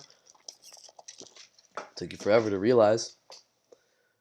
Guess if you're on for a certain amount of time, it gets mad at you. They probably won't load, whatever. Borat. Oh yeah, that's what I was. Borat is funny. It's a movie that would not be made today at all. Borat would not be made today. It has a see. I haven't seen Borat 2 because I don't have a what is it, Amazon Prime. So I haven't seen Borat 2, but Borat 1 is hilarious. See, 79.90. This one I'm really good at. Oh, let's do Hot Fuzz right now. Whatever. I give that one a 10 out of 10. I give Hot Fuzz a 10 out of 10. That's my Jesus Christ, man. Y'all really can't get over this Rotten Tomato. Let me have my eye blocker on, please. Yeah, I'm talking to myself at this point. But yeah, I give Hot Fuzz a 10 out of 10. My second favorite movie of no, no, not my second. I think it's my third favorite movie now, because I'll talk about it in a bit. But Borat, 8 out of 10. I love it. It's funny. Oh, speed run. Special. Sure. Darren would be kid. What is that? 4 out of 10. 4 out of 10. Eh. Just Friends. 6 out of 10. I guess it's funny. I guess, but Ryan Reynolds. So you know. Pilot. Deadpool. 9 out of 10. Funny superhero satire. Actually, let's do Deadpool 2 right now too. Deadpool 2 is also a 9 out of 10. Yeah, or no, both Deadpool and Deadpool 2 are now 8 out of 10s for me because I rewatched Deadpool and I think it was an 8. Both of them are 8 out of 10s, but Deadpool 1 is superhero movie satire and Deadpool 2 is comic book movie satire. So they're both like the same, but for completely different reasons. Imagination Land, 10 out of 10. Funny as hell. I love South Park. Neon Genesis Evangelion, 9 out of 10. Pretty good series. You know? Curious George, Very Monkey Christmas. Classic. Gotta rewatch it. 8 out of 10. Fun. I loved it as a kid. The Matrix, 10 out of 10. Awesome. Or did it Paw Patrol? Shang-Chi, I give it a 7. I'll probably bring it down to a 6 or a 5. It's pretty mid. It kind of ruins the MCU, but if you really turn your mind off like I did and you forgot everything about the MCU like I did until recently, which I've been doing like a big deep dive on the MCU recently again, then you'd probably give it like a 7, but definitely screws over the universe. It has the worst joke in the MCU, the peanut joke. Return of COVID for 8 out of 10. Again, like I said, I like this one more than the post COVID. But yeah, I did a Don't Hug Me, I'm Scared short binge. No Way Home I gave a 10 out of 10. I have since lowered that to a 5 out of 10 because it's very mid. Um it was just in the heat of the moment, you know what I mean? Like Asia said, the heat of the moment. telling me what you hot, man. That was it. And I know everybody loves this, and giving it a 5 is making me a contrarian. Giving this like a 5 as well is making me a contrarian, but I don't care because personally it was just the heat of the moment, and MCU movies are always given a good rating, except for Eternals, which is still like given a good rating by some other people, you know. Oh, I did my Batman binge. I forgot about that. Don't Fling Me, I'm Scared. We don't count those. Those are shorts. A very Harold and Kumar Christmas is an 8. Well, let's do Harold and Kumar right now. F it. Harold and Kumar 1. Go to White Castle 9 out of 10. Funny as heck. Here, let me search up Harold and Kumar. Harold and uh Kumar.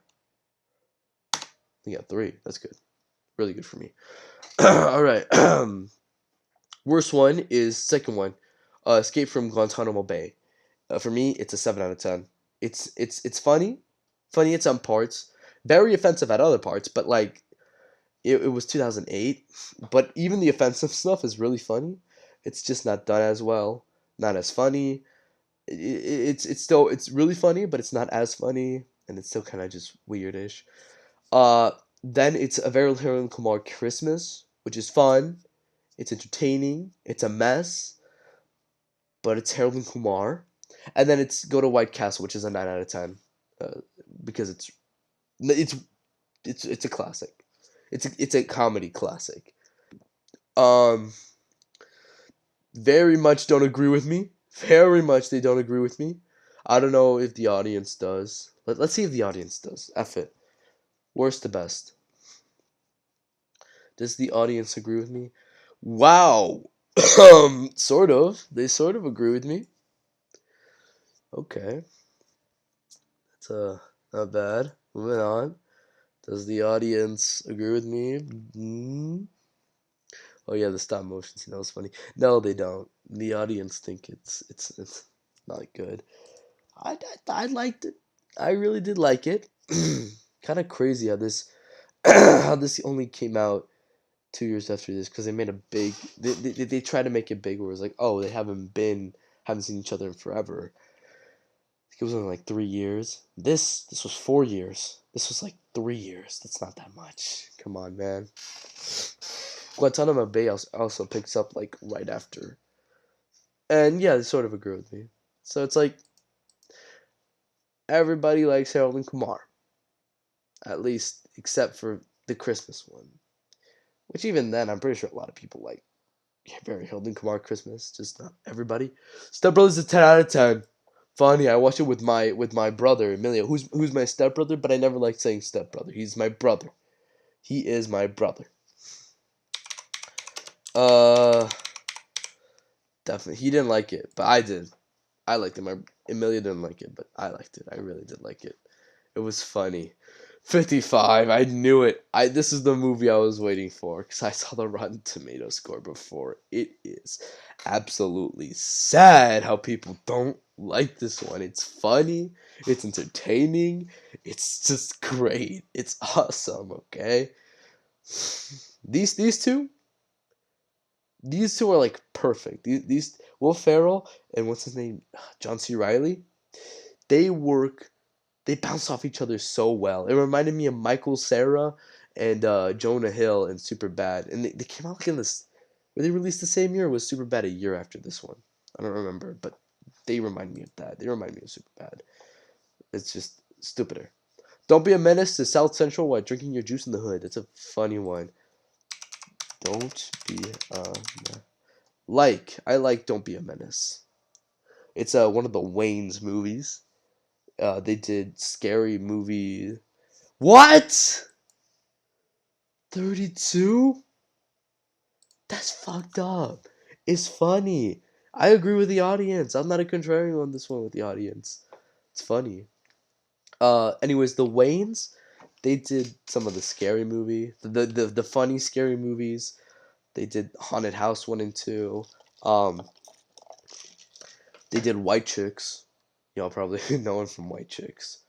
They did some funny movies. I like their style. They did Thugaboo. I like Thugaboo. Oh, we'll do Sam Raimi Spider-Man right now. Spider Man. We'll just do Spider-Man right now. I don't have a lot of them logged, but let's just do Spider-Man right now and get it over with because I don't wanna. 7 out of 10 for Spider-Man.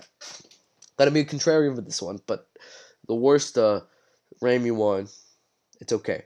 Spider-Man 2 is a 9 out of 10. I believe I get. Let me see. I think I saw it like a little bit after.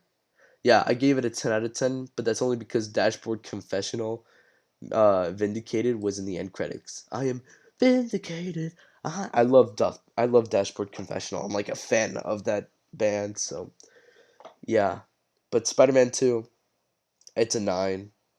Spider-Man 3 is a 10 out of 10. Let me see how the audience score likes. Because I know these two are like the same for the audience score. What about Spider-Man 3? 51. No, it's a 10 out of 10. It's a bad movie, but it's funny. And it's the most nostalgic for me. There's that too. Homecoming, I think I give it an 8. I'll lower it down. I think I give it a 9 or an 8. I'll lower it down to a 7. I think it's a 7. The more you think about it, it's a 7. But it's really, really fun. Really fun. Feels like an indie film out of all of them. This one and Far From Home feel more indie than all of them, and that's what I like about these two. You know, Into the Spider Verse is a 9 out of 10. I know. It's a 10 out of 10 for everybody else, but there's just like I don't even know what it is, but there's something pulling me back from giving it a 10, and it's really sad because for years I called it a 10 out of 10 movie, but there is something I don't know what it is, but there is something that's pulling me back from giving it a 10. But it's still amazing. And it's still like one of the best Spider-Man. It's not the best Spider-Man movie, but it's one of the best Spider-Man movies. Oh, show. Far From Home is like a 9 or an 8. No, I think it's an 8. Y'all are too mean on this one. This one is fine.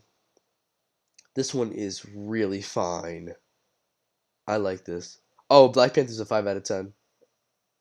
Hate on me as much as you want, white people, but Black Panther's a 5 out of 10. I don't like its directing. I don't like its character development. I don't like its script.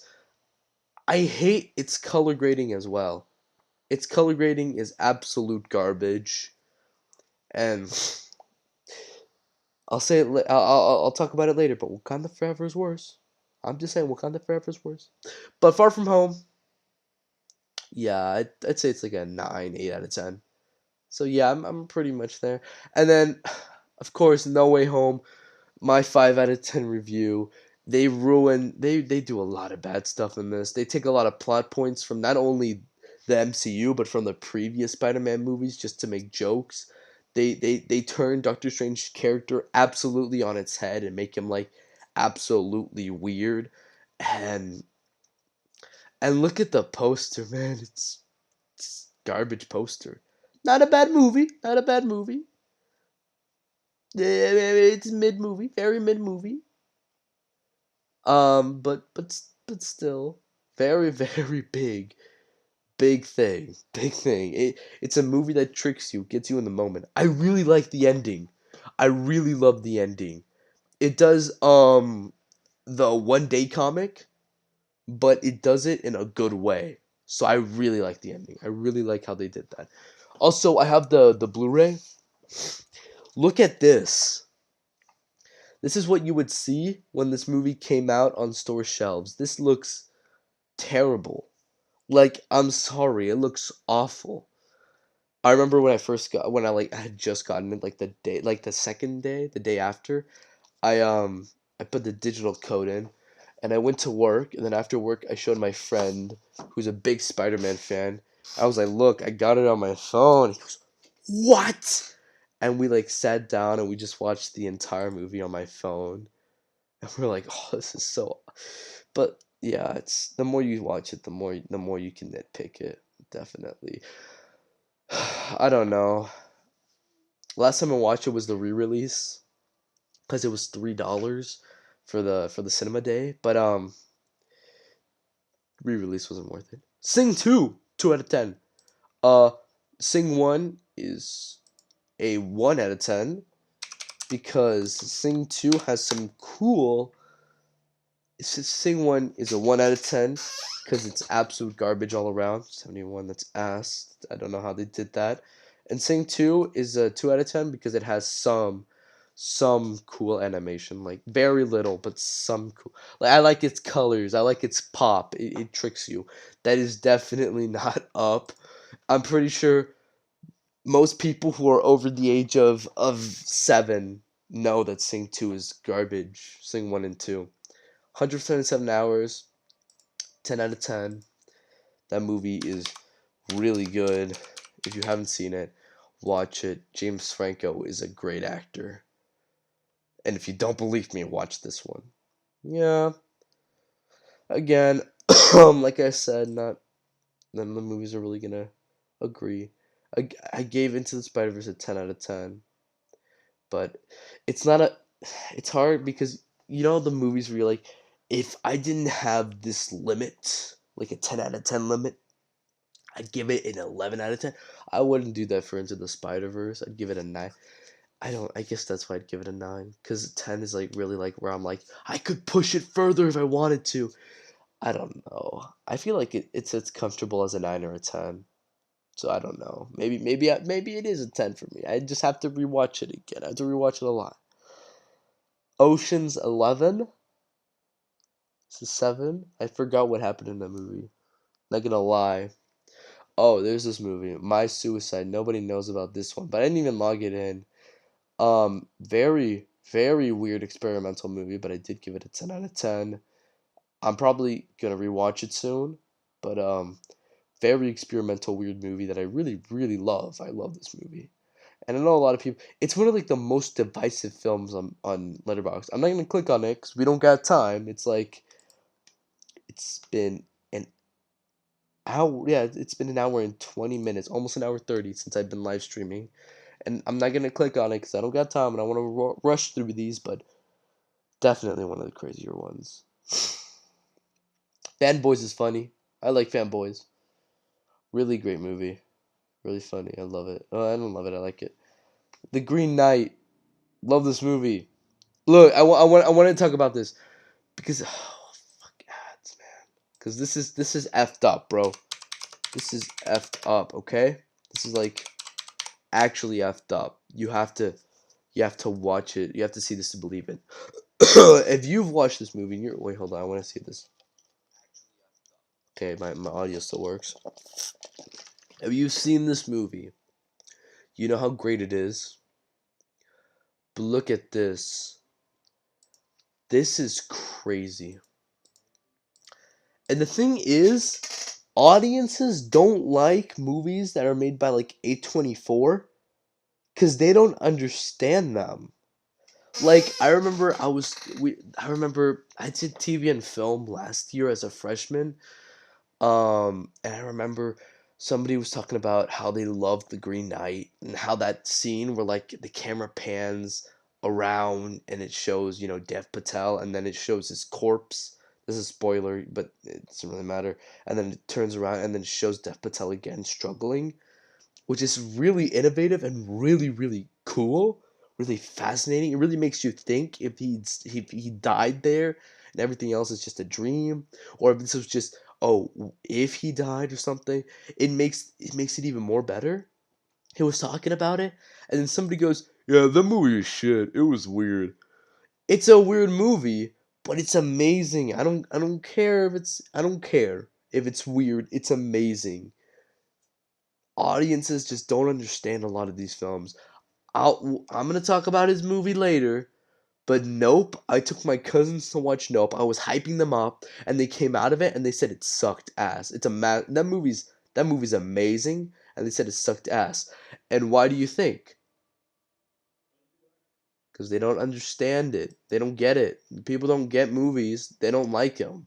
That's just the reality, which is why A24 gets great reviews because people actually because there are critics out there that take time to dissect movies and look through them. And then there are people out there who just want to spend money to watch a movie and have fun, and eventually they don't have that fun.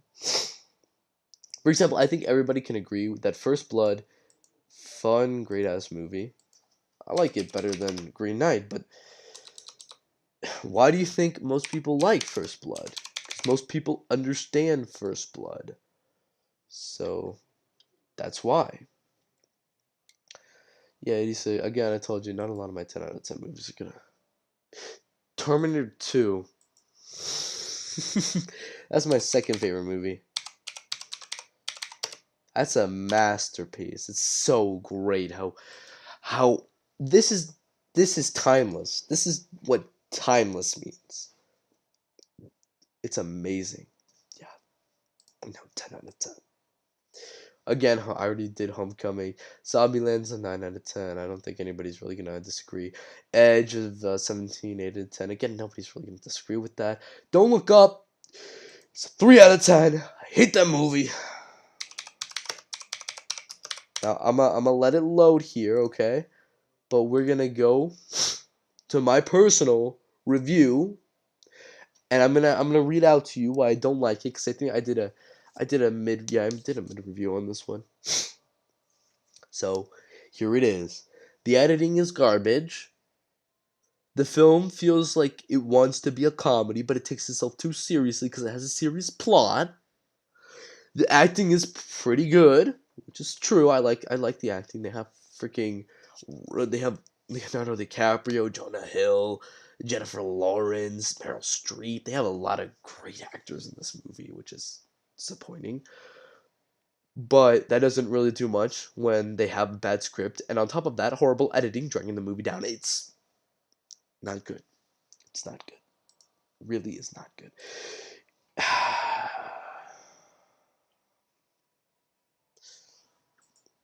Audiences like movies that tell them stuff, but they also hate movies that tell them too much. I think that's the best way to describe why people like this one. Because they like movies that tell them things like this movie does. It tells you everything. But they don't like it when they tell them too much. Like when they tell them everything and they shove it in. Like this movie tells you everything, but it feeds it to you slowly. And it's ingenious, but it's not well for people who want to get invested and figure things out by themselves like me. Movie could have been really good, but obviously wasn't. This was a Best Picture nominee. Can you fucking believe Best Picture nominee? Don't Look Up. Maybe Leonardo DiCaprio being nominated as an actor or Jennifer Lawrence. Fine by me. They did amazing. They carried this movie on their backs. This man carried this movie so hard. He probably got a hernia afterwards. But Best Picture, come on. Best Direct, no, come on. Best Original Script, nuh-uh. Movie's ass. We already talked about these two. Family Guy. What else? Stewie Griffin. It's funny. I like it. A lot of people don't. It doesn't matter. Uh, yeah, that doesn't count. It's a little special. I now pronounce you Chuck and Larry. It's a 6 out of 10. I like this one.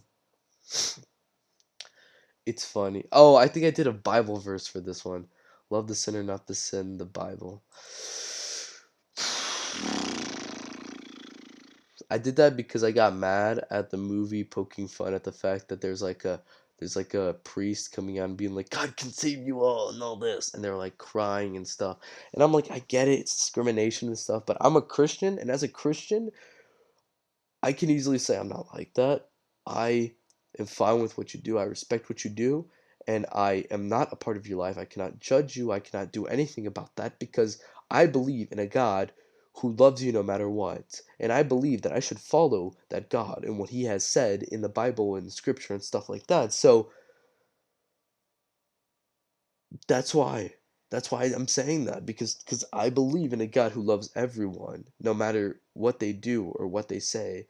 And so I love everyone no matter what they do nor what they say. They can do something really fucked up. Like this person, the 69mega.com, is sending me, a 15-year-old, these weird ads and trying to put them all over here and I had to block him and stuff. I don't care. I love whoever was behind that. I love whoever made that bot and did that because they're a human like all of us, okay? You could have done something fucked up, unforgivable. I'm not going to forgive you for doing it, but I'm still going to love you because that's what God would do. God love everyone. You're gonna have punishment no matter what, but God still loves you. So I was pretty mad about that, but it's true. That's the reality. I like the movie though. Uh, I like the movie though. It's my only film. It's the only movie I have on HD DVD. Very very interesting format. Look at that. Yeah, I collect these movies, but HD DVD combo format. That's crazy. And they gave it a 14%. I agree with the audience. 14% is a little bit too low for I Now Pronounce You Chuck and Larry. A little bit too low. Pretty low. Way too low, actually. Clerks 7. I need to rewatch it, but I thought it was kind of boring. I do think Kevin Smith can write really well dialogue. Really good dialogue, 90s. See, I know everybody's always praising this movie, but I do think Kevin Smith does really great dialogue. Mm. Beavis and Butthead Do America, 8 out of 10. Funny movie. And before you ask, yes, I do have it. I have it on DVD though. Where is it? It should be right here. There it is. I love this movie so much. But you kind of got to like space it out. It's like it's like Deadpool. You have to space out when you're watching this movie because a lot of the jokes come from like just shock. And I was watching it on a delay. We were going from I think it was Texas to Cancun because we were going straight to Cancun, but we had to stop and we had to do a layover at was it? I think it was it was Colorado.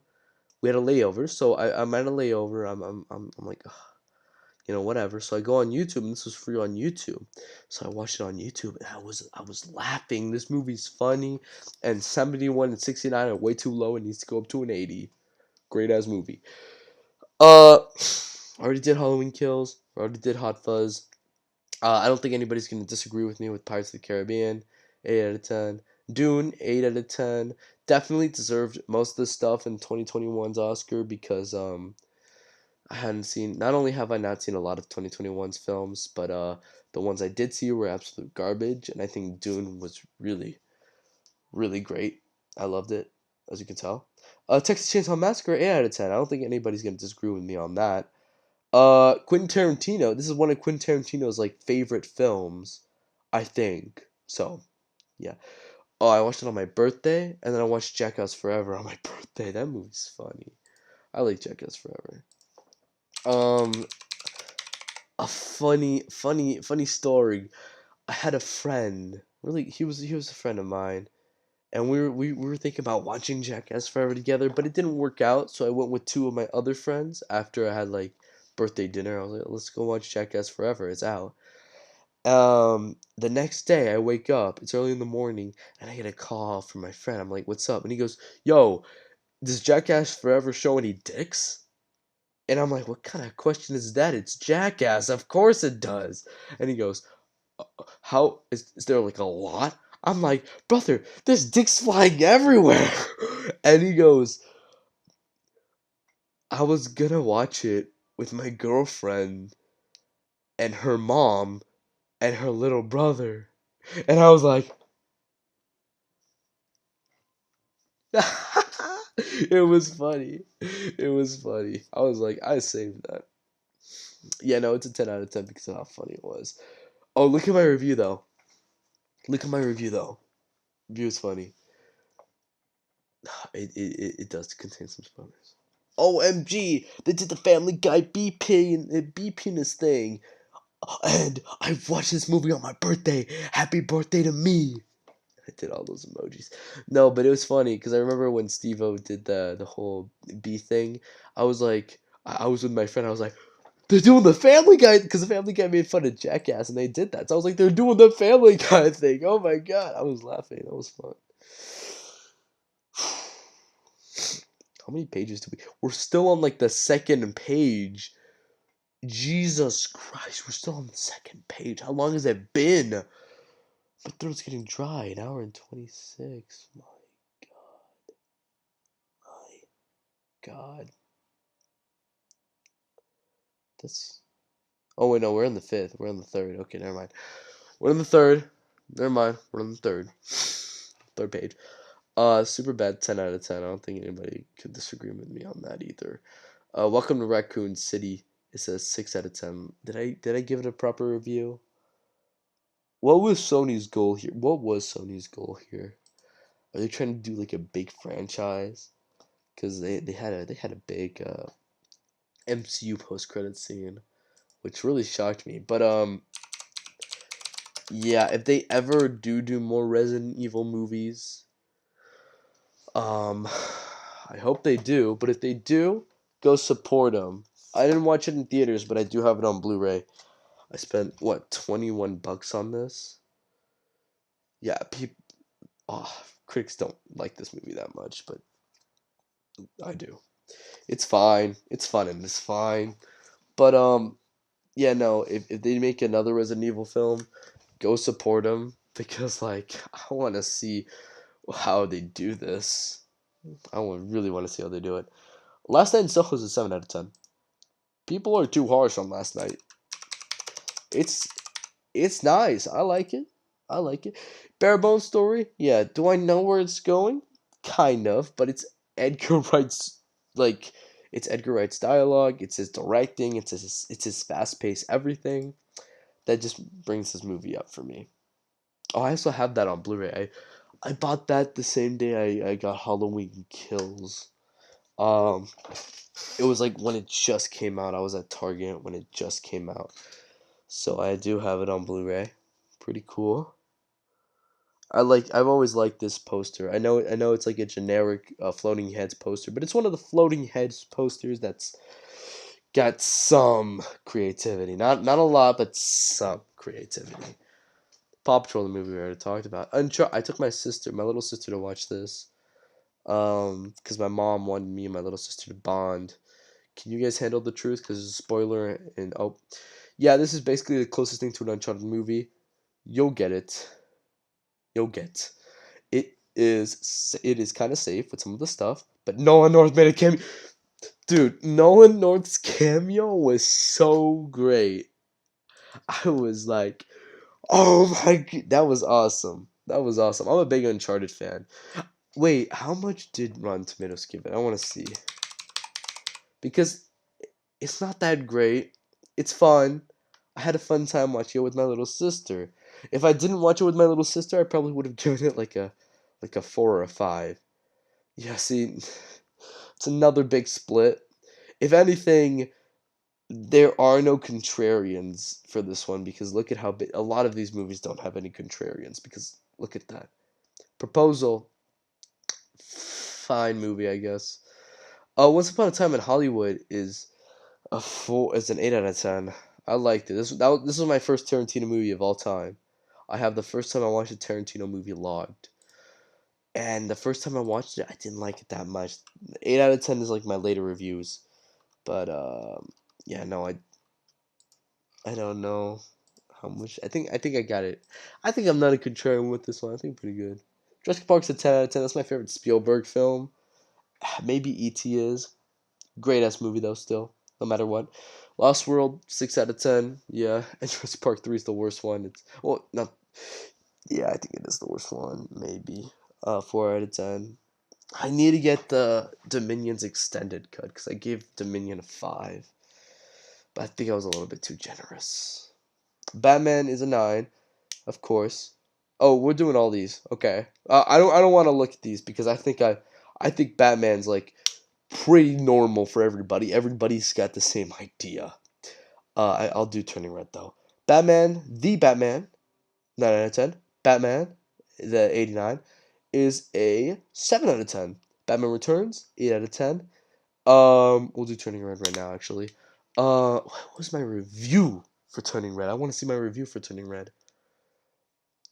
Turning Red, more like Turning Mid. Ha ha ha ha ha. Yeah, I did a little bit of a funny one. Let's see if I am good with this one, if the audience or if the critics agree with me or not. No, critics rated a lot. Audience sort of like it. This was a big. I don't know. That was a big. I don't know. A lot of people like it. A lot of people don't. When I was doing this, I thought it was gonna be like an hour. Now it's like over an hour 30, right? Almost an hour 40. It's hour 44. What? I am like. I could do this all day though. I'm like, I love talking about this stuff. Batman Forever. I was a 5 out of 10. I like Jim Carrey as the Riddler. I I think he was fun. But then it's the Lego Batman movie. Did I not? I did Batman and Robin. Batman and Robin took me a while to watch. I had never seen Batman and Robin. I had to prepare myself to when I had to watch that. The Lego Batman movie 10. That's my favorite Batman movie. This is the best Batman movie. The Batman is a little bit too edgy at some points. Still better than anything, but a little bit edgy at some points. Lego Batman is just that's Batman. Barb and Star go to Vista Del Mar. Have you guys seen that movie? Barb and Star go to Vista Del Mar is freaking funny as hell. This movie is great. And what? What? Y'all are tripping, man. This movie is fun. Okay? Bob and Star go to Vista Del Mar is fun. Y'all are tripping with that. Y'all are tripping. Y'all just don't like comedy anymore that much. Again, I already did the Suicide Squad. That's a 9 out of 10. I already did that. Yeah, I already talked about it a little bit. Extremely Wicked, Shockingly Evil, and Violent. 8 out of 10. I feel like the movie is good. I like how it's not really told in Bundy's perspective. That's the best way you can do these types of movies, these types of true crimes. But it makes us try to relate with Bundy. It makes us try to feel sympathetic for him. When if you're watching this movie, you basically already know who Ted Bundy is. I wonder how much it actually got though. Extreme, the wicked, shockingly evil, and vile. I'm just saying, 55 and 57. I was kind of expecting that. But no, I liked it. I kind of liked it, but like, yeah, don't make us try to be sympathetic. Scott Pilgrim vs. the World, 8 out of 10. Everybody agrees with me on that, I bet. Most people do at least. Batman and Robin, 3 out of 10. I think most people agree with me on that too. 22 Jump Street, I lowered that to a 7 out of 10. Really disappointed. I like 21 Jump Street a lot more. Still funny, still good. I'd rewatch it, but like 21's better. Green Hornet, 6 out of 10. This is mid. It's kind of boring too at some points. It's not funny either. There it is. Not funny. It's just nothing. Oh, Zach Decker. I am your papa. Okay, I knew it was going to be really low. I did not know it was going to be 44% low. What the hell? But yeah, no, it's kind of bad. Sonic the Hedgehog is a 7 out of 10. Sonic the Hedgehog is a 7 out of 10. One of the best. I'll do Sonic the Hedgehog 2 later because I have a funny review. So yeah, most people agree with me on that. Guardians of the Galaxy, Volume 1 and 2 are the same. They're 10 out of 10s. They're the best MCU films. I don't care if you disagree with me on that. MCU is always very divisive. Free Guy's a 7 out of 10. I think Free Guy got a lot of rave reviews. Got a lot of rave reviews. This was like the first movie that people were like comfortable going out to watch. Yeah, see, 80, 90. I don't think it's that great, but I think it's fun. I don't know. Rango, bump that shit up. I don't care. Bump that shit up. That's a 10 out of 10. I don't care if I edited what I thought back in April 3rd. It's a 10 out of 10. I love Rango. I love Rango. But Top Gun, it's a 5 out of 10. Top Gun is very, and I mean this with respect, Top Gun is a very homosexual film. Quentin Tarantino did it best. But think about it. It's Tom Cruise, who's this homosexual, with all these dudes who are homosexuals, and then he goes over to his girlfriend's house, and then you're thinking they're gonna fuck. He goes, takes a shower. It's all gonna lead up to being fucked, but he leaves and he doesn't fuck. So the next time you see her, she's dressed as a boy, being like, "That's bad. Come over here. Come over here." And then the movie ends with Tom Cruise shaking hands with Val Kilmer, and Val Kilmer saying, "You can be my wingman anytime." Tell me that's not gay. And plus the volleyball scene. Tell me that's not gay. I don't like Top Gun. It's boring. It's kind of bad. I love Maverick though. Maverick is awesome. I watched that in 4DX. That was amazing. It felt like the planes were coming inside of me, like Tom Cruise was like, whoosh. I was like, ah, ah! I was shaking my seat. Ah, oh my god, oh my god! It was great. 4DX is awesome. All right, here's Sonic the Hedgehog 2, because we already talked about these, and this one doesn't really count. Uh, look at my. I'm very proud of this. This is very funny. Chris Chan is gonna adore this. Now, I put that in before that recent Chris Chan documentary, which I highly suggest you go watch. I think it's by it's from The Gamer from Mars, I believe. I love that documentary. That was before it was finished and before I knew what Chris Chan did with his mom. That's fucking terrible. I hate Chris Chan now, but I thought this was really funny. I watched this with a bunch of friends. Great time. I love this movie. 10 out of 10. No, it's an 8. It's an 8 out of 10. Sonic the Hedgehog 2 is an 8 out of 10. I re-reviewed it. I said yeah, it's an 8 out of 10. It's not a 10 out of 10. I was just joking. It was a goof. It was a goof with that. It was a goof with that. That was a goof review. You know, to make people go, "Oh, that's funny. That's funny. That's a goof review. Funny, funny, funny." But yeah, no. I'm not really in the bad part because everybody likes these two movies. Everybody likes Sonic the Hedgehog and Sonic the Hedgehog 2.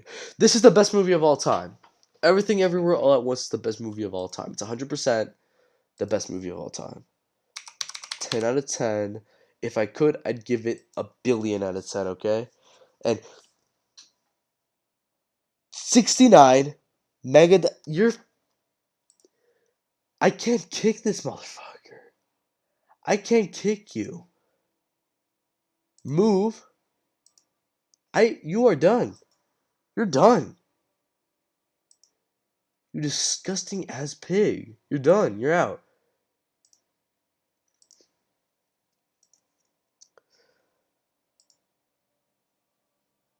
Okay? I'm reporting you. Commercial content span. Well, actually, I could do that. Do that, and then I'll do. Okay, and then I'll do the other thing.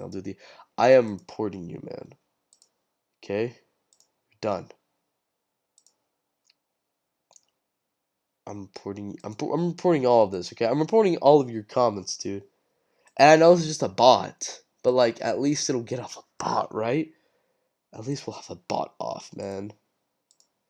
You can see me doing this, right? I know it's a bot. I know it's a bot. I know it's not gonna do much. I was just gonna pop up with another thing, but F it. If this can do something, anything, I'm worth it. Just one more. If it can do something, anything, I'd be happy. Okay? I'd be happy. Anyways, this is the best movie of all time. This needs to be 100%. This needs to be 100%. If you haven't seen this movie, go watch it. It's amazing. It's life changing. This is the best movie of all time. This is the first movie I ever bought on. I have more 4K movies now, but this is the first movie I ever bought on 4K. I love this movie. This is my favorite movie of all time. This movie's the best. I left the movie theater and I was quiet. I walked out of the movie theater. I was so quiet. I kid you not. And I was the only kid. I was a kid and I was sitting and everybody else in the theater were like 40-year-old, 50-year-olds, 30-year-olds watching this movie, and I was the only kid, and I was like, what the fuck? It was great. I love it. Best movie ever. The Bubble, 4 out of 10. I don't think anybody remember that, but that has the Netflix curse where it's just, oh, haha, lol. Uh, Pedro Pascal was in The Bubble though. He was. I like Pedro Pascal. Yeah, see, nobody liked that movie. I gave it a 4 just because it's still better than Don't Look Up. Texas Chainsaw Massacre 2. The reboot is so bad. Texas Chainsaw Massacre 2022 is so bad.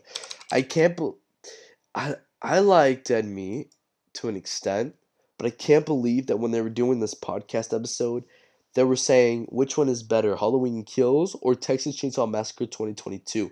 Like Halloween Kills, no shit, man. I thought you would just honestly already hate this movie coming out. It's a bad movie, terrible movie. It's not scary, cool, not interesting.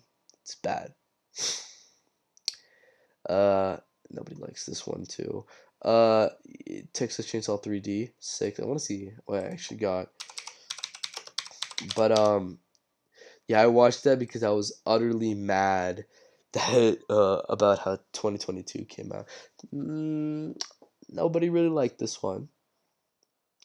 I will say this, Alexandra Daddario, me up, kind of sexy. Just saying.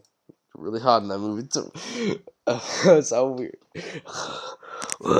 Hit me up, hit me up, please. I sound like that, man.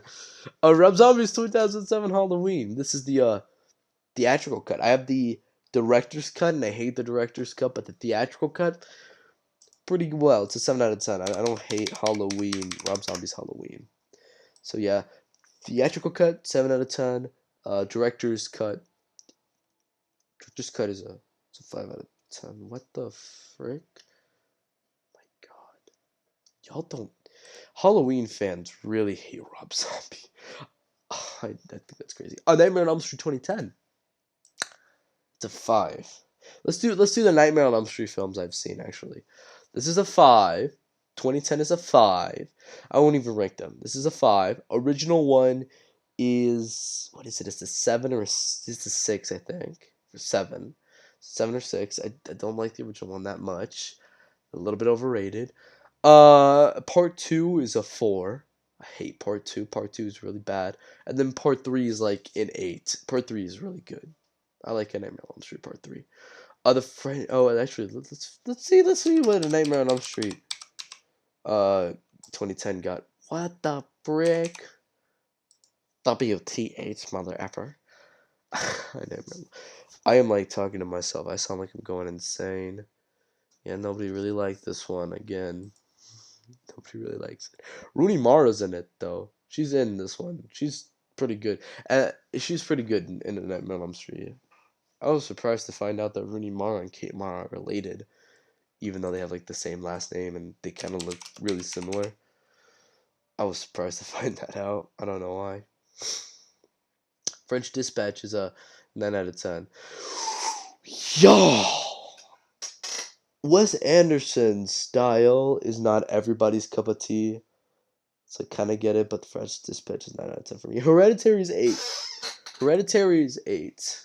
It didn't scare me, but I know it can scare some people. It's an 8 out of 10. It's a great movie. Again, it's an A24 movie, so yeah, you can definitely tell the drop off. Again, people like what they get. And I remember freshman year, I was talking to my friend. Uh, we were talking about this. It was during the morning. Before class. We were talking about it. He was talking about how he doesn't like scary movies.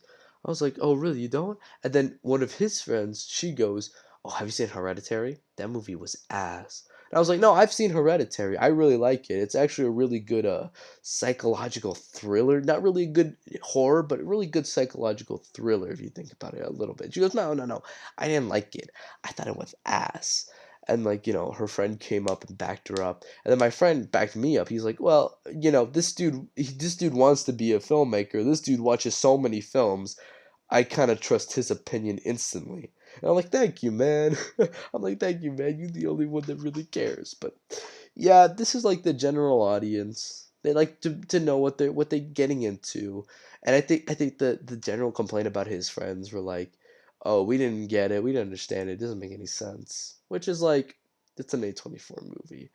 Everything Everywhere All at Once. That's a pretty good balance of both, because both audiences and both critics love it. Really great balance of both. It deals with a topic I think that can be discussed in any way that anybody will find relatable and anybody will understand. Hereditary, it deals with freaking demons. I don't think you can understand that. Oh, I've only have two Mortal Kombat Legend movies. Both of them. Where are they? They're right here. So I have Scorpion's Revenge, which is the first one, and then I have Battle of the Realms, which is the second one right there. Um, Now I'm gonna get the third one. I will get the third one soon. Hopefully today. I'm planning on going down to Target today, and if they have it in stock, I might buy it to watch it. But Scorpion's Revenge is a 7 out of 10. Really short, so really wish it was longer because it was really good. And then Battle of the Realms is a 5 out of 10. Way too short. Needs to be really longer because it has a plot that really feels like it needed to be longer. Uh, let's see. I'll check out the new one. What they think about the new one too. 50. That's crazy. That's crazy. Exact. That's. But yeah, most people agree. I'll come. Scorpion's Revenge. I think people also agreed with this one that it was a 7. Oh, they got a 90, 85. Yeah, see, really, really damn great movie. I like this one a lot. Like a lot of us do. Okay, let's see the Snowblind. I want to watch this one. I'll probably definitely get it, but 83. There's no Rotten Tomato. Oh, there's 4 reviews for the tomato meter, but not a lot. I didn't even know this one came out until I saw it on at a Best Buy. I was like, there's like nothing behind this, and it's probably because nobody really liked Battle of the Realms, but whatever. I need to rewatch Scream. I gave it an 8 out of 10, but I don't remember much about it. I've been told by everybody it's really good, and what I do remember was that it felt like a 90s movie. And even though I was born in the 90s, it made me feel really nostalgic, and I really liked it. Really one of those movies that holds up just because it's nostalgic, I think. But again, I need to check it out. I have both that one and the 2022 one because I got this double pack. And I thought the 2022 one was a reboot, which was like just a follow up of this one, but apparently it's the fifth one. So now that I have these two on Blu ray, I'm going to have to go out of my way to find 2, 3, 4 on Blu ray as well and watch those before I watch the fifth one. And they're already making a sixth one.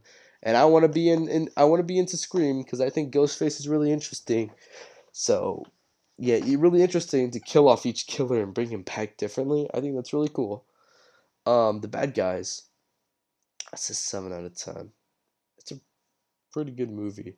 I was surprised because I thought The Bad Guys was gonna be another furry bait bad movie. It made it really awkward sitting down and realizing that everybody else in the audience is furries coming to watch this movie for that reason. But no, no, I really like the actor. Aquafina wasn't even bad in this movie. Aquafina was just the tarantula lady. She didn't make any real jokes. Oh, and then this dude from In the Heights. I liked his actor. I liked his actor even in The Heights. He also carried that movie. I think he got a hernia afterwards too. But I liked him as that character. Sam Rockwell was really good. I forgot the snake guy, but he was pretty good. And Craig Robinson, of course, it's fucking Craig Robinson. I like the bad guys. Kind of said it wasn't really big. Oh, Lily Singh is like a TV person though. I don't know why she's in that movie. But you don't even know it was her. I didn't even know it was her until the credits. Ted, fuck. I'll probably give it an 8. I want to rewatch Ted. Ted is a fun movie. Ted is really funny. Really funny. I like Ted. Cute. Funny. 69. Let's see. In the spirit of the movie, though, in the spirit of the movie, if you're giving any movie a 69%, you gotta give 10 a 69%. Pretty great. Uh, Godzilla, 10 out of 10. Godzilla rates again, 6 out of 10. Yeah. Adventureland, see, Adventureland. I was really excited for Adventureland because I had like I hadn't heard a lot about it, but I thought it looked really I thought it looked really interesting, you know? I have it somewhere here. There it is. I found it on DVD, so I had to watch it. 88% and 60.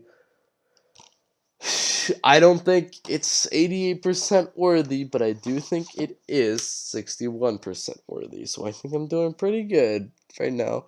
Ready Player One. This was my favorite movie of all time for a while, but it's a 5 out of 10. You know, you know who really carries this movie now? Its director, Steven Spielberg. Because I love Steven Spielberg. He was my favorite director for the longest time. And he did pretty good with this film's direction. 5 out of 10. But it's pretty mid. Again, Halloween. 8 out of 10, we already talked. Multiverse of Matt. Now, this is where a lot of people are gonna say, I am stupid. I am done. My opinion is stupid. My opinion is idiotic. But it's true. I don't like Doctor Strange and the Multiverse of Madness that much. It's mid. I think I did the same thing with Turning Red in my review. I want to check it out. Let's see. Oh no, I actually did a review. This film had so much potential, an MCU horror film directed by the guy who directed The Evil Dead and the OG Spider-Man films, but instead we got a lame movie with bad but not terrible writing, no character development except for maybe Doctor Strange, and a director who seems to not have been allowed to show his true potential. America has no character development at all, which sucks because she has a really interesting power, and I feel that she could have been a really good arc. Wanda would be considered your average ERJB, evil robot Jeff Bridges. If you don't watch Cosmonaut Variety Hour, you don't know what that is, but yeah, if it wasn't for WandaVision and it wasn't scary. So yeah, mid movie. I think Wanda does not have a good character at all. She's out of character, just like Doctor Strange was. It is. Everybody's out of character except for Wong in Doctor Strange. So yeah, I don't like Doctor Strange Multiverse of Madness. I really don't. Elizabeth Olsen though. Hi. Hi. Yeah. Yeah, Fiona. No. Yeah, no. No, no, no. I don't want this one. It's mad. I was for months. I was very pissed that this movie was made because I was like, it could be so much better. I was so hyped. I was like, it could be so much better, but it's not. Wait, puta, way, it's not better. But yeah. Also, they did that thing. Where when it went to Disney Plus, they added like the little like blue thing to show that Wanda like made it out of the rubble, which is stupid. Keep her dead. That was like her point, right? Uh, Unbearable Weight of Massive Talent, 8 out of 10. I like that movie. Unbearable Weight. I watched that with my mom. Uh, that was a fun movie.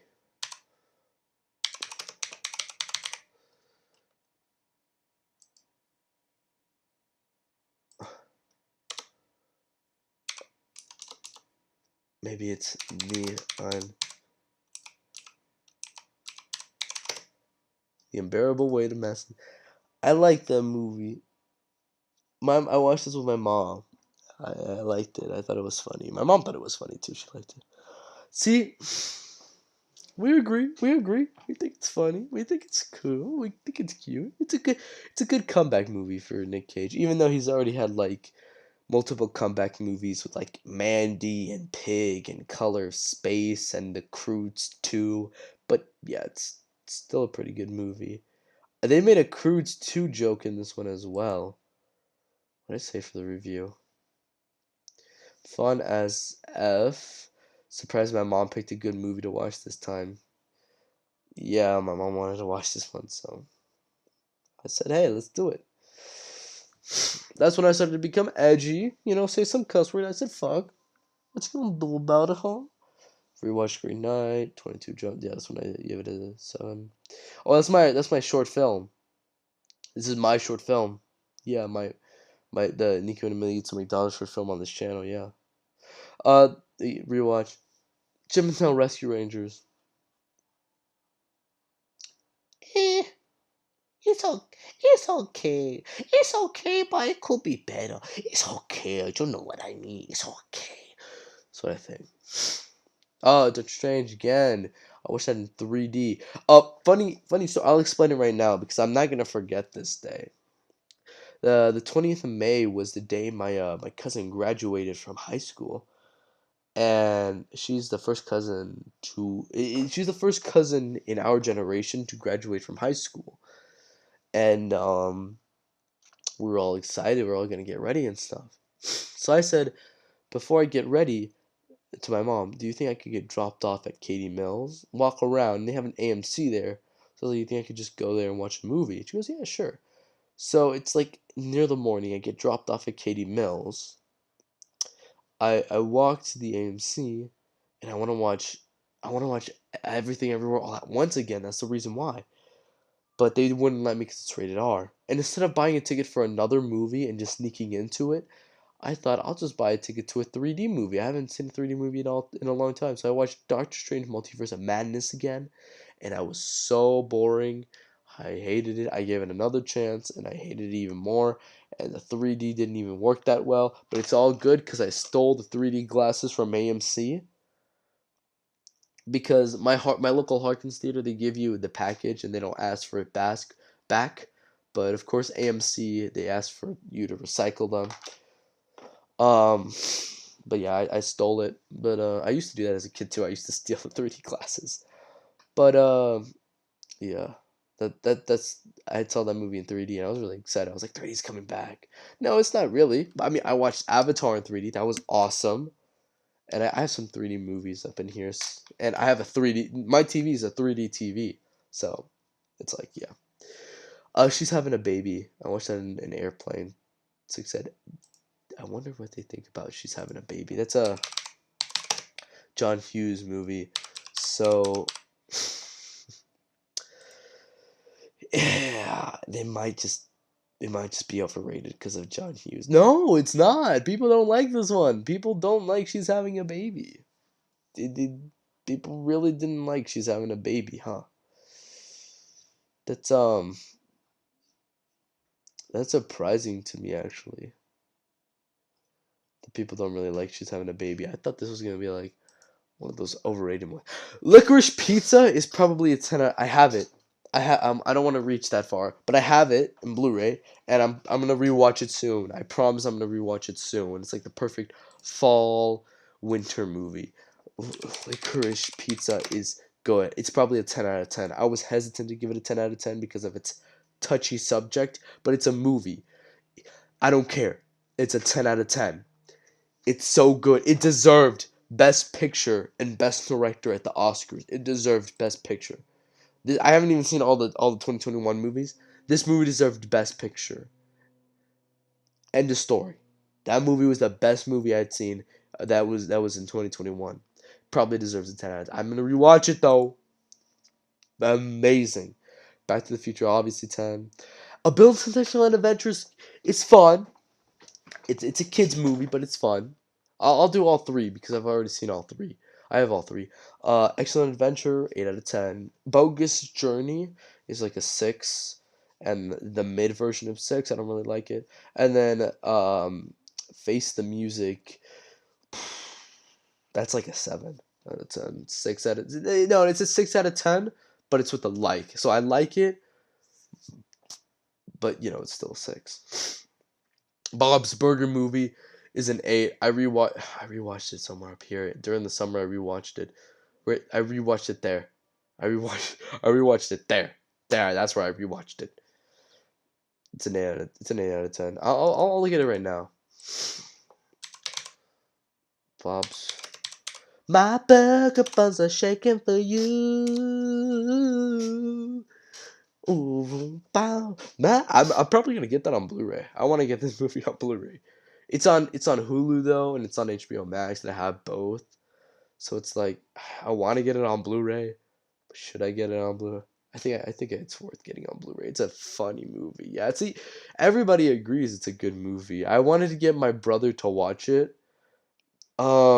He was going. I remember he went to watch a movie with his girlfriend, and it was Doctor Strange: Multiverse of Madness. And I was dogging on him. I was like, "Are we watching that mid movie? Come on, man, seriously!" And he comes back. I was like, "How was it?" He goes, "Oh, it was Multiverse of Madness." He likes Multiverse of Madness. So he was like, "That's Multiverse of Madness."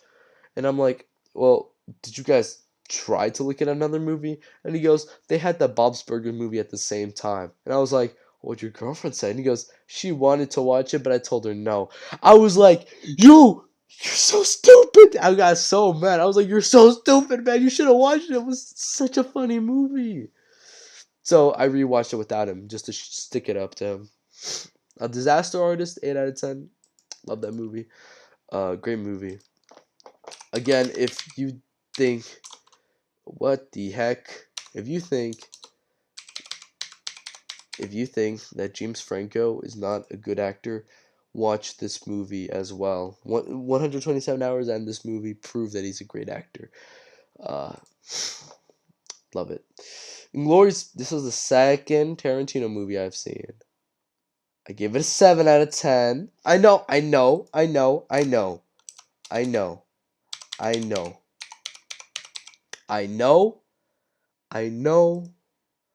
Wait. I know. Okay? I know. Okay. I really do know. I know. Everybody loves this movie but me. I'm gonna rewatch it. I'm gonna give it a second chance because usually it takes another chance with a movie like this to really get it. But this is the second Tarantino movie I watched before I got into his style. I love his style now, but this was before I got into his style. So, to be fair, to be fair, Blade Runner is 8. Everybody agrees. Oh, Jurassic World 7. 7 out of 10. I like Jurassic World. Jurassic World is a good Jurassic Island. Jurassic World is a good. It's a pretty good legacy sequel.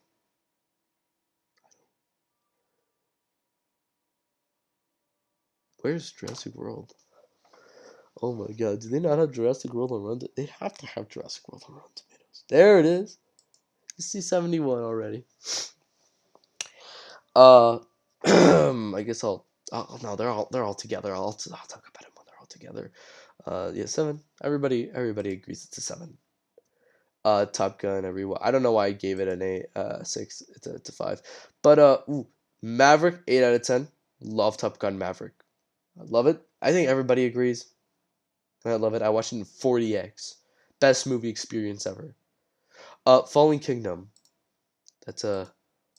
Give it a 6. I didn't like it, and I know what I said. I know that says, and that means it's stop. No, they found another way.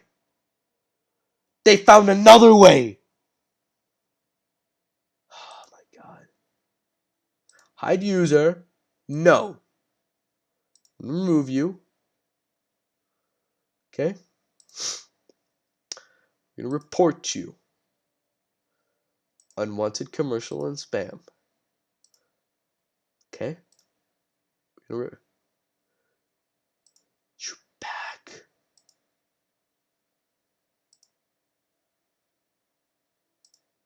He's back. They're back. Dude, I would probably not even have to deal with this if this was on Twitch. But look at this. This is... Y'all are nasty. Whoever's doing this. I know I said I love you guys. But you guys are nasty. You guys are disgusting. Get off of here. Be ashamed of what you do. Alright? You bot. You program. You program, be ashamed. Whatever. Fallen Kingdom. Yeah, nobody...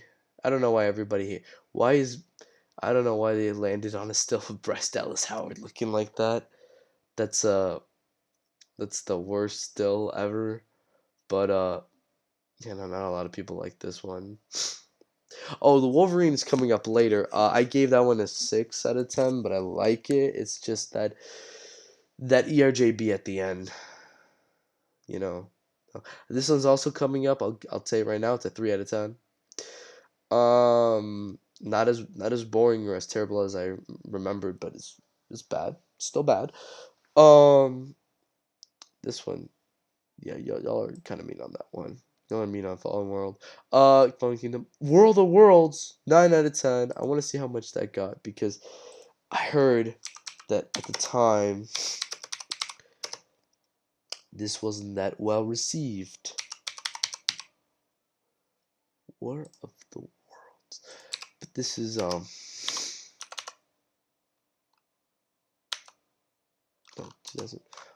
2005, not 2009. What am I crazy? Let's see, I'm gonna have to look myself. Look at this. Okay, there it is. No, it's 75. That's not that bad. That's not too bad. Yeah, Dakota Fanning, Tom Cruise, and what's his name? Justin something. Justin Chatwin. The dude from Shameless. The dude who played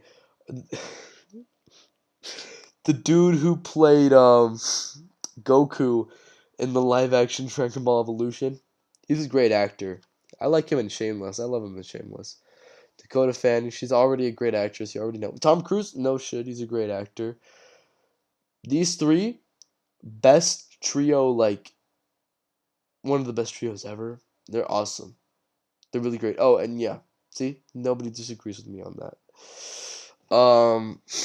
Audience don't like this one, cause again, audience like when they get stuff. I will say something. I do like how if you read the book, you will understand how subtle it was at the beginning, where it's like, oh, the aliens died because of the bacteria. But I had to get that explained by my brother because he read the book and I never did. And so I will explain that is a little bit of a problem I have. It's a problem we all have, kind of, but still great ass movie. South Park: The Streaming Wars. I saw that one. It's a 7 out of 10. Yeah, it's funny though. I like it. It's funny. The Goonies, 7 out of 10. Pretty cute movie. I'll talk about these when they're all when they're with Army of Darkness. Her is probably a 10 out of 10. I can't stop thinking about that movie. I want to rewatch it, but it's not on Netflix anymore. Such a great ass movie. I watched it right before. I went on vacation to Florida, to Universal. Great ass movie, Her. That's a great ass movie. So I want to see how much it got. It's probably a 10 out of 10. I want to rewatch it so badly though. 94, 82. See, yeah. Everybody agrees. I have Boyhood in my watch list. But Boyhood I'm watching. I need to watch Boyhood. Oh, and Grand Budapest Hotel. Grand Budapest Hotel. I need to watch a lot of Wes Anderson. See Jurassic World Dominion 5. I think it's gotten less than that.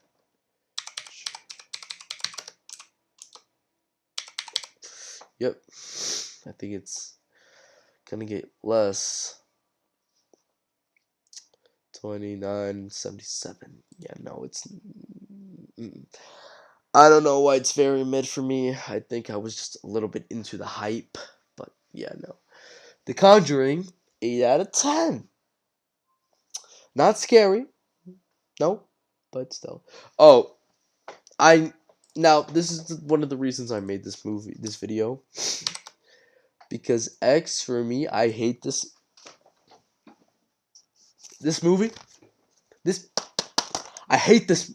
I I hate this movie, but I spent like 22 bucks on this Blu-ray, so I'm not gonna destroy it. I'm not gonna destroy it, but I hate it so much. I would if it had a if it had a throat, I would slice the throat. I would slice that throat, bro. This movie is so bad. It's a 1 out of 10. I hate this movie so much, and everybody's gonna disagree with me and be like, "You just don't get it." I get what it's doing. I think it's not done well at all. But of course,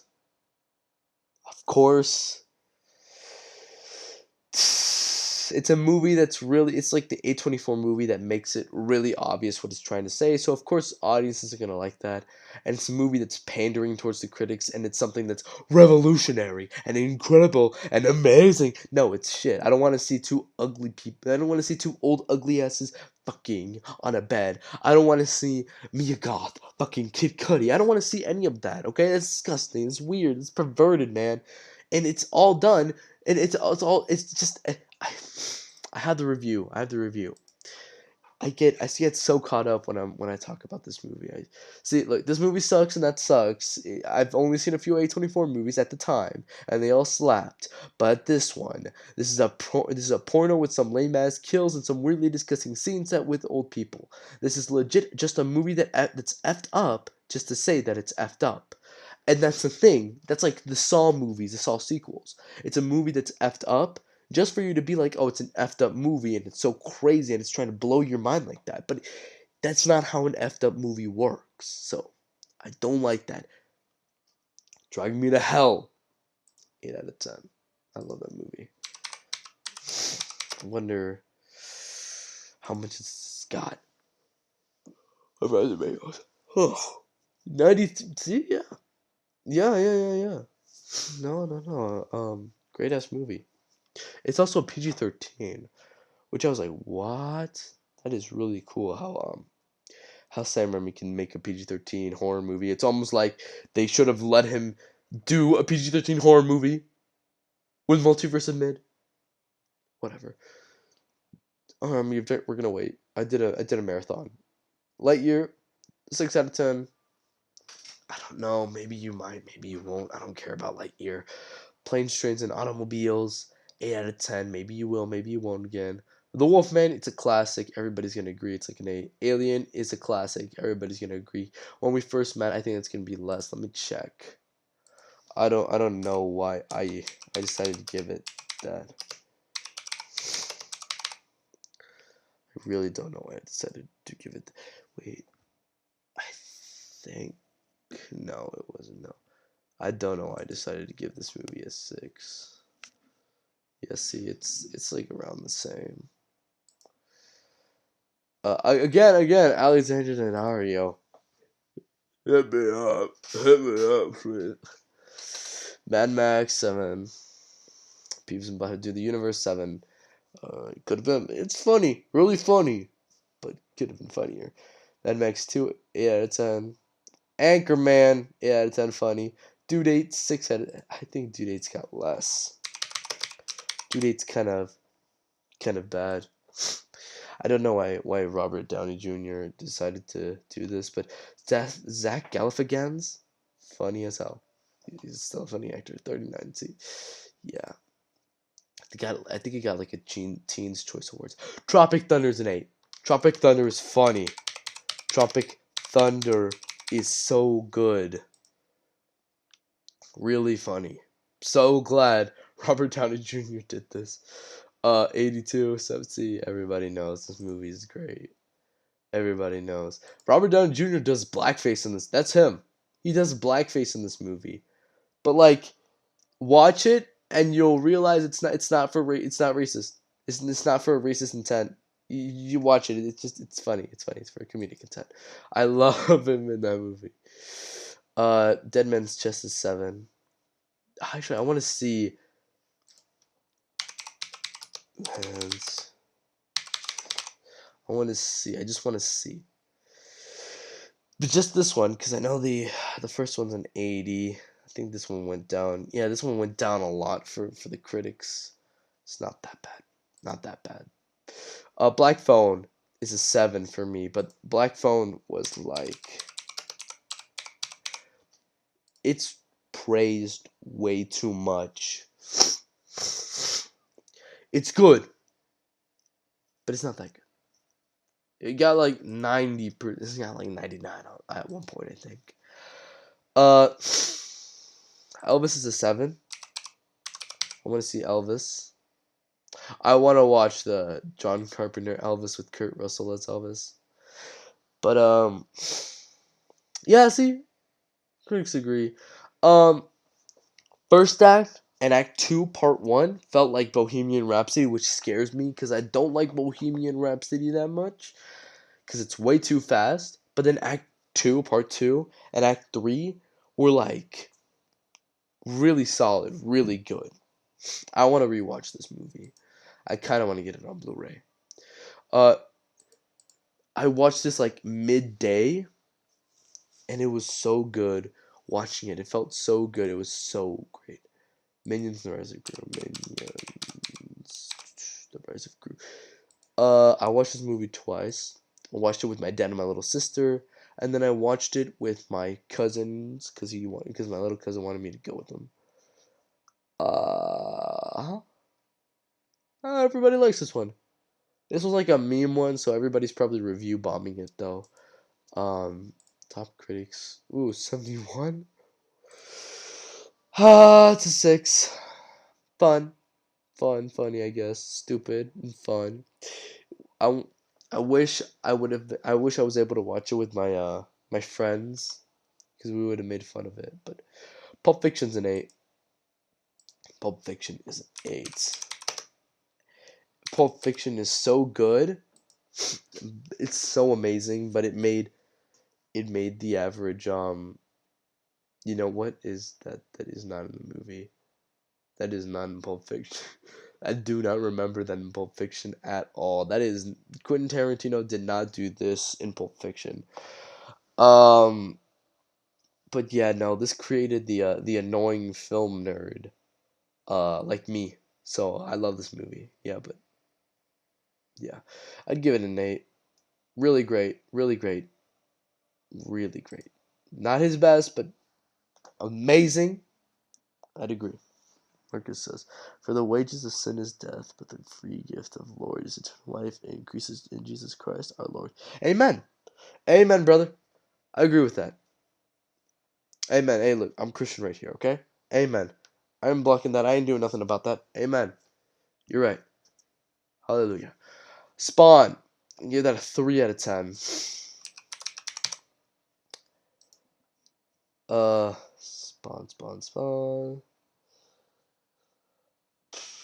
Yeah. No, people kind of agree with me on that. Spawn was kind of bad. John Leguizamo's in this one, though. John Leguizamo's in this one. And you know what? Amen, brother. John Leguizamo's amazing. Thor Ragnarok. Yeah, I think Thor Ragnarok on a rewatch was not as good as I thought it was. Some of its editing is really weird. But it's funny. It's colorful. That's really saturated. It's not that saturated, but it's not that colorful. It's not that saturated, but it's still pretty colorful. Yeah. I'd be fine if this is one of. Yeah, no. That was way too high, dude. This is like no. That's not way too high. I had it like up here at one point. Yeah, it's a 5. Thor: Love and Thunder is a 5 out of 10. It's so much shit CGI. I'm sorry, but it's CGI so much shit. Yeah, no. Okay, here we go. The Evil Dead. These three, 10 out of 10s. These three are awesome. This one's my favorite. This one's my favorite horror film of all time. This one is my second favorite, and this one's my least one, but still all 10 out of 10s. I don't. Most people are gonna agree with me on that. Some, very little or not, but whatever. Okay, page number. Second to last. Let's speed round. Stop at only the ones you want to talk about. Cloudy with a Chance of Meatballs, 8 out of 10. Everybody's gonna agree with me on that. Okay, it's great. The Django Unchained. I'll look it up because I want to see. But the only reason it's a 9 out of 10 is because Jamie Foxx doesn't do that well of an acting. If you ask me, I get it. He's pretty good as Django. He sells a pretty good Django, but he doesn't have that much emotion. It's just not. It doesn't pair with everybody else who has a big emotion. So much emotion. What is that poster for this? Again, it's Tarantino pouring a liquor. Yeah, I didn't know it wasn't for Pulp Fiction. I was like, that's just a that's a Tarantino thing. Yeah, no, I'm pretty good in the general consumption. Weirdo, that's a comedy special. I won't count that. Really funny though. Watch that comedy special. It's on Netflix. The World's End. Actually, let's do the Cornella trilogy, which is Hot Fuzz, World's End, and Shaun of the Dead. They're all 3 out of 10s. I haven't seen Shaun of the Dead in forever though, so I need to get that on Blu-ray as soon as possible. The World's Best. The World's End. This one's a good. This might be.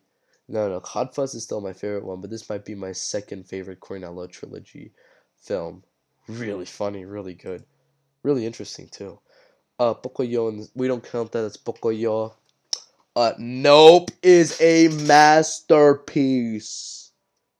It's a 9 out of 10, but it's still a masterpiece in the 9 out of 10 spectrum. Okay, I took my cousins to watch that. Like I said, they didn't like it. They pulled the whole Logan, Jake Paul. I forgot which one it was. They didn't like it, but they don't like it because they don't get it. They don't get it. They don't understand it. If you want to understand it, search it up on YouTube. I'm too tired to explain it. My throat is itchy and raspy. This was another reason why I wanted to make this, because I wanted to stick it up to my cousins, but we're already over the 2 hour mark. 2 hours and 30 minutes. Wow. So we are just gonna again, see, that's because they don't get it. That's because people don't understand movies. People who don't understand what the movie is like don't like it. It's a general audience idea, man, but it's stupid. Iron Man 3, 8 out of 10. I'm gonna say this right now. This is one of the better ones. Very underrated film. Probably the most underrated MCU movie. I already talked about those two. From Dusk Till Dawn. That is a 7 out of 10.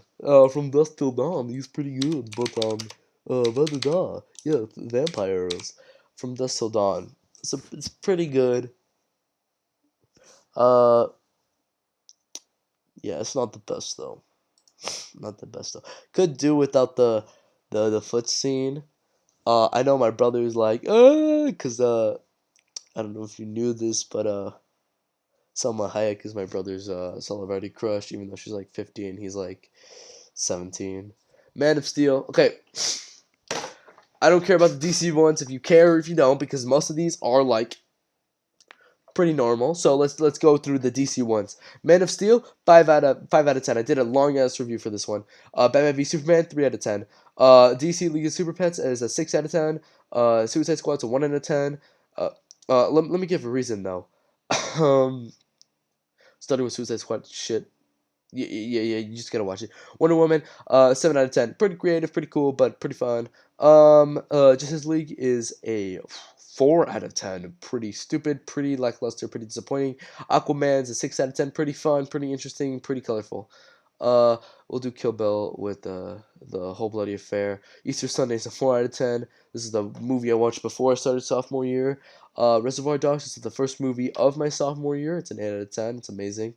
It's better than Pulp Fiction if you ask me. Shazam is an 8 out of 10. Really fun, really creative. Birds of Prey is a 6 out of 10. It's basically Deadpool for girls, and it doesn't carry that much of a funny vibe with it, but it's still pretty fun. But it's still pretty fun. I like Ewan McGregor in this film though. He's really great. I already talked about Gremlins. Birdman is a 9 out of 10. Could have been masterpiece, but I didn't like the ending that much. I didn't like it that much. The Hateful Eight is an 8 out of 10. Really great. Underrated Tarantino film. Dragon Ball Superhero is a 5 out of 10. Very disappointing. Halloween 2 is a 7 out of 10. Pretty fun, pretty cool. Halloween 3, Season of the Witch, is also a 7 out of 10. It's about the same as Halloween 2, except it has its own thing. Dawn of the Dead is a 5 out of 10. Very disappointing. Don't like Zack Snyder's directing, and James Gunn doesn't really sell all the characters together with his writing. House of a Thousand Corpses, 7 out of 10. Really interesting, really weird, really messed up, really effed up, but really good for Halloween season. Scary Movies, really funny, so it's a 6 out of 10, but it's not fully on a like. I don't know why I didn't like it. Let me like it. South Park, Big Long Uncut is a 10 out of 10. It's the best animated film I've ever seen and best musical I've ever seen. Evil Dead is an 8 out of 10. Really fun, really cool. It's a really nice reboot, but not as good as the other ones. Halloween H2O 20 years later is a 5 out of 10. It does a good it's a good way to end the series if you wanted to end it there, but like um it's also not the best. Black Mirror doesn't count as an episode. Killing Clowns from Outer Space, 6 out of 10. Really cool, creative film. Love the aesthetic. Hangover Part 2 is an 8 out of 10, better than the first one by like a margin. And then Hangover Part 3 is a 7 out of 10. It's the worst one, but it still has really good direction, so whatever. Trick or Treat is an 8 out of 10. Best Halloween based film out there. It doesn't count as a short. Labyrinth is a 7 out of 10. Really great, really nostalgic. 3,000 Years Along is an 8 out of 10. Really cool. I was the only kid in the audience again, just like Everything Everywhere All at Once. Uh, we already did that. Frankenstein is an 8 out of 10. Really great classic. Creepshow is a 6 out of 10. Really disappointing classic. We already talked about that. Mallrats is a 7 out of 10. Really relatable classic. Jackie Brown is a 7 out of 10. Really cool heist movie. And then Kill Bill, because Kill Bill is like one movie. It's split into two parts, but it's one movie. So I did the whole bloody affair. It's a 10 out of 10. It's the best one. Best Tarantino film out there. Kill Bill. Kill Bill. Let's see how both of them are, because of course they split them into two. 85. Oh, actually, I do Sin City. It's an 8. It's a 9 out of 10. Sin City for me. Might as well do that right now before we move on. And then Kill Bill Volume 2. I have caps lock on. I've had caps lock on this entire time. Jesus. Yeah, no, it's a 10 out of 10 for me. All right. Last one, chat. Last one, people. So we're going. 40-Year-Old Virgin is an 8 out of 10. Funny movie. Really funny movie. Really interesting movie. I love how they used Asia in this movie. I really do love how they used it. They Live is a 6 out of 10. I paid $22 for that movie at a convention and was very disappointed. There's like a fight that only lasts 20 minutes, and it's interesting because it's 20 minutes of these actors and film rolling, and these actors are just fighting and with this choreographed, and but it's 20 minutes of nothingness. It's stupid. Us is an 8 out of 10. I want to see Us because I saw it earlier. I think I saw Us earlier, but I chose not to pick it because I wanted to talk about it right now. It's a 93 with the audience with the audience critics. You know why? Say it with me. Because the audience doesn't like a movie that doesn't tell them what they don't know. It's so stupid. This is like Jordan Peele's movies are subtle, and that's what I love about them. We'll do Get Out because I didn't review it, but I do know what I like about it. Haven't reviewed it, but this is my cousins like this one because this is one that tells you on the with the TV screen, it tells you what everything about it. So that's what my cousins liked about it. Not his best. I'd give it an 8 as well, but again, I like the subtlety of Us and of Nope. What the Line is a 6 out of 10. Could have been better, but it's mid. It's okay. It's not mid. I liked it, but it's Resurrection's a 4 out of 10. Nobody will probably disagree with me on that. It's a bad one. This is the end. A 7 out of 10. It's funny. I don't think I don't know. Do people like this one? It's funny. It's funny. It's fun. That's not in the movie. I don't. I don't know where the hell you got David Bowie gasping, but that's not in the movie. What the? Wait, I want to see what this is.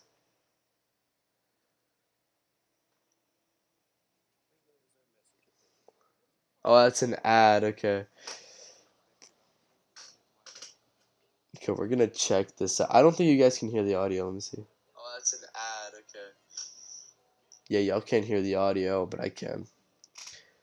Just stupid. Countdown. Oh, see, it's just like a random. It's a random Rotten Tomatoes thing. Oh yeah. Oh, people like this one. I like the interview more.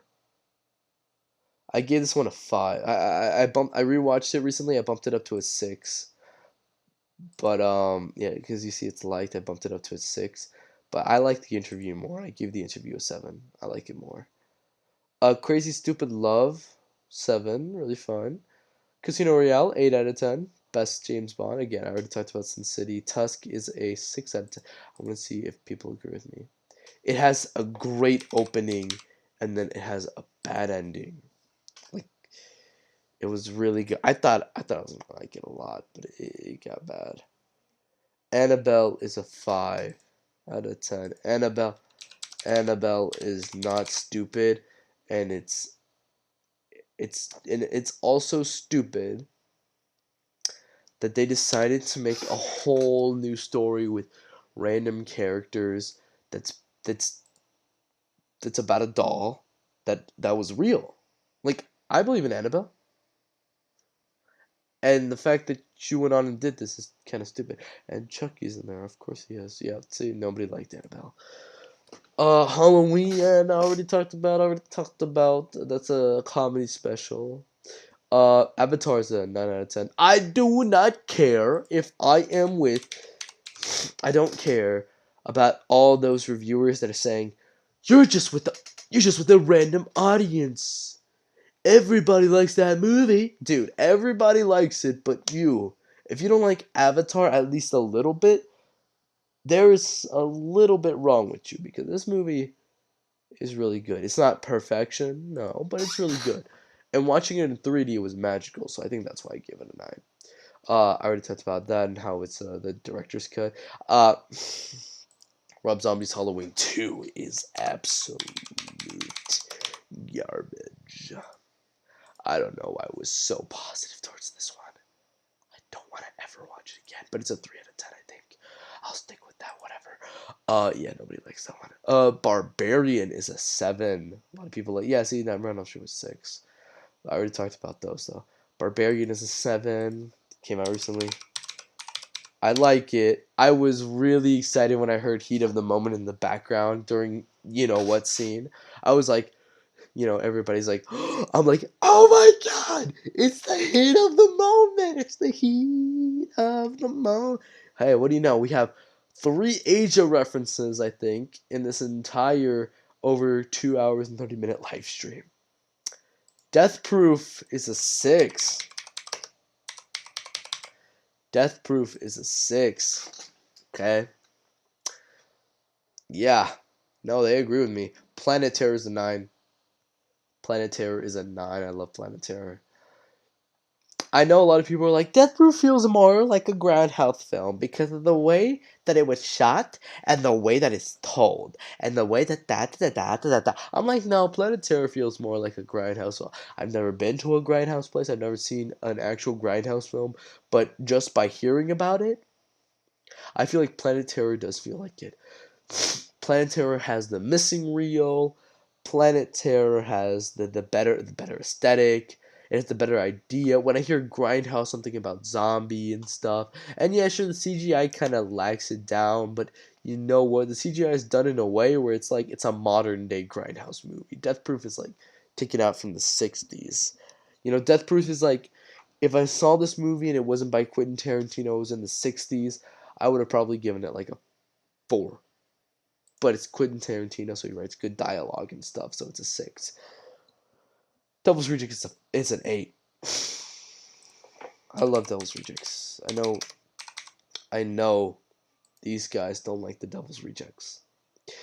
These motherfuckers They don't like the Devil's Rejects, but these guys do, so I'm more in the audience this time. The Wolverine, we already talked about that. Creep, ooh, I forgot Creep existed. It's a 7. Creep is really interesting. I saw it on my Netflix recommendation. I didn't think much of it, but I decided to check it out, and it's yeah, it's great. It's great. It definitely is. It's not 65%. It's not 90, but it's a 7. 7. Yeah, no, Resident Evil's a 4. I don't think anybody disagrees with that. Resident Evil. Dang it, I'm gonna have to look. I have to look. I have to check it. I just have to know. 35% with that. So not off. Not off. Oh, look at that. Look at that terrible. 67. That's not even on the movie. I don't remember that in the movie. I don't remember anything about that movie. Where did Alice come from though? Out of anything. Paul Thomas Anderson. Where did Alice come from? Did you just want to get Mila Yankovic on your set so you could marry her, huh? Oh yeah, they're married by the way.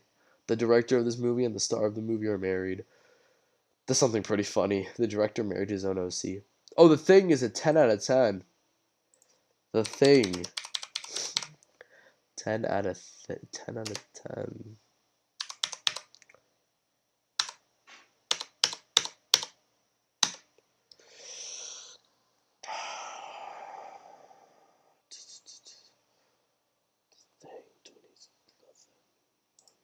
Why is The Thing so low? Where's... Do they not have The Thing? You gotta be kidding me. There it... Why is it so low? Why is it so low?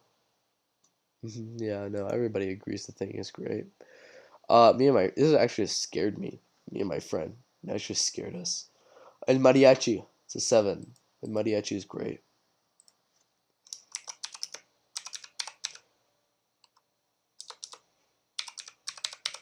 And the thing is, I was able to watch it and fully in Spanish without the English dub because guess whose first language was Spanish? Spanish. My first language was Spanish. Spanish. First language was Spanish, and yeah, everybody loves this movie. My mom actually told me it's a good movie to watch. I was like, Ma, you know what El Mariachi is? And he goes, yeah, I know what it is. Yeah, Halloween Ends. I just want to check it out real quick. Real quick. We're almost done, guys. And nobody is joining me to finish this, but whatever. I just want to see it. Definitely worse. Definitely worse. They gave Kills a worse rating than this, which is stupid. This is worse than Kills. Black Cat. Here's another one.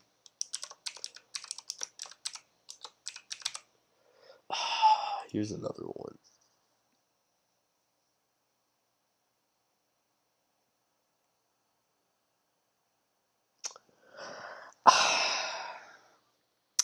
This is too low, and this is too high. Now the thing is, I love how Dwayne The Rock Johnson on his Instagram posted a picture of this and said, "Thank you to all the supporters out there for giving Black Adam an audience score of 90," which is really awesome. But it would be awesome if also your film had a good tomato meter. It's not bad. It's a 6 out of 10. It's I liked it. But not that much, and I didn't hate it that much. So they're both wrong if you ask me. As above, so below. Yeah, I'm like a contrarian in this, but like for the good reasons. As above, so great movie. Great movie. It's an 8.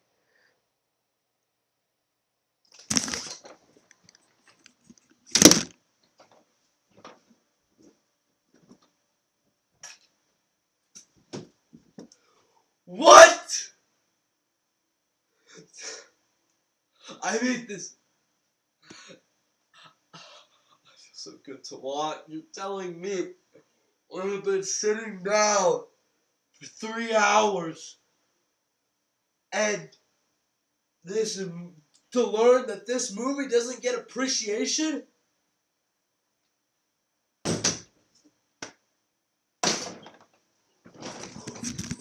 What is wrong with people, man? Y'all are idiots. This movie's great. 15%. This movie's great. This movie's amazing. This movie's an 8. Y'all are. I'm a contrarian.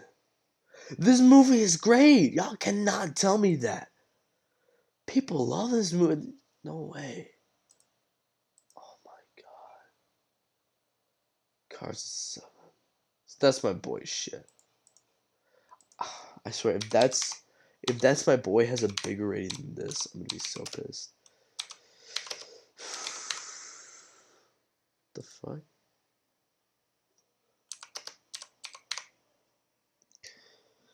27 and 40. Okay. Y'all are telling me y'all like That's My Boy more than y'all liked As Above, So Below? And y'all only y'all are... This world is filled with dumbasses. Oh, and Dahmer. Here's another one I wanted to do. Dahmer. I give that one an 8, even though I can see why people don't like it. But I gave it an 8, right? I get it. Not a lot of people like it for good reasons. But 59 out of 80. 59. What the fuck, man? Y'all are fucking crazy. Little Nicky. It's a 6. Little Nicky was funny. It was cute. I like Adam Sandler's voice in it, but it's still pretty funny and cute. Y'all are fucking insane. I want to see Bad Trip. Bad Trip. I gave it like an 8. This movie's like an 8. Bad Trip is an 8. It's funny. It's cute. It's wild. Okay. Okay. Y'all know when a movie's good. That doesn't count. That's a comedy. There's one. I'm scared. Wendell and Wild's a 3.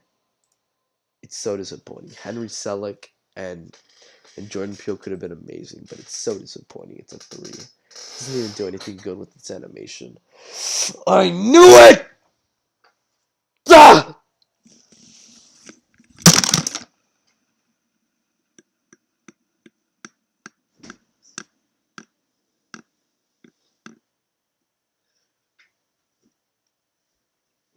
Y'all are dumbasses. Ah! They give this 81 and 70, but y'all don't like As Above, So Below? Y'all are fucking dumbass. I get it, to each their own. I've tried that so hard, but y'all are just looking past great movies and giving shit movies good scores. A futile and stupid gesture. I wonder how much that is. A futile and stupid gesture. I might just unlist this live stream. Okay, they agree. They agree it's not that good. Soul Plane. Soul Plane is funny. But again, it's a movie that doesn't deserve that much attention. I probably knew it. I knew it. This movie is funny. Y'all are crazy. Y'all are absolutely insane. Soul Plane is funny. Bullet Train is a 6. Bullet Train's a 6. I liked it. I don't know why I didn't have a like on it. But I liked it. I liked Bullet Train. Let me go like it. I liked it, but it wasn't bigger than a 6. Yeah, okay. I agree with the critics. Mostly a 5, not a 7, but it's, yeah, I can see. 30 minutes or less. How much is 30 minutes or less? 30 minutes or less, it's fine. It's fine. It's cute. Did I like it though? Because again, that rule, yeah, I did. Because that rule's got to be big and important. Yeah, I knew it. Y'all just don't like it. Alright, we got here. It's time. Black Panther Wakanda Forever is a 3 out of 10. It's bad. It's bad. I don't like it. It's shit. It's absolute shit. I don't watch this. It's bad. It's bad. Don't believe. And let me. And these white people all up in here, they be doing this with the white. Don't believe the white people at Rotten Tomatoes, guys. They are crazy. This movie has the worst color grading ever. Worst scripts, worst direction. Black Panther had some bad color grading, but it also had some really great ass color. When it's bad, it's really bad in the original one, but when it's good, it's like really good in the original one. But this movie is just always bad. It's shit. Look at the poster. The poster's unoriginal. The poster's absolute. It's shit. This movie's ass. And y'all are giving it this. I am a big contrarian. But if I'm going to be a contrarian, I'm going to be contrarian for things I believe are shit or are good or amazing. This movie is bad. And y'all give this a 84/95 and give As Above So Below a fucking 20. Hate this. The Muppet movie is my sick movie. I was sick, so I watched it yesterday. It's an 8. Muppet movie is great. Oh, hi, Betsy, great. I gave mine a 10. This is 88. This is both. Look, this is how you know a movie's fantastic. When both of them are the same. That's how you know a movie's got to be really good. When both of these are like in agreement conjoints. When there's enough bad reviews and enough good reviews to even it out to about that, and enough bad reviews and good reviews on this side to even it out to about that. Fuck Wakanda Forever though. Anybody who likes that, you don't like it for the right reasons, guys. Sorry to bother you. Here is I watched this last night, so I have a big clearer mind on this. I gave this I don't know why I didn't like it. I like this movie. I like this one. Okay? This review contains spoilers, guys, okay? This is pretty long. This is a mixed bag. I can definitely see why people should. No, I can definitely see why people like this movie, but I do feel like the beginning, especially, goes way too fast, and the film kind of takes a weird random dive with the horse thing. I like weird twists, but nothing builds up to it. It feels more unnecessary than fun.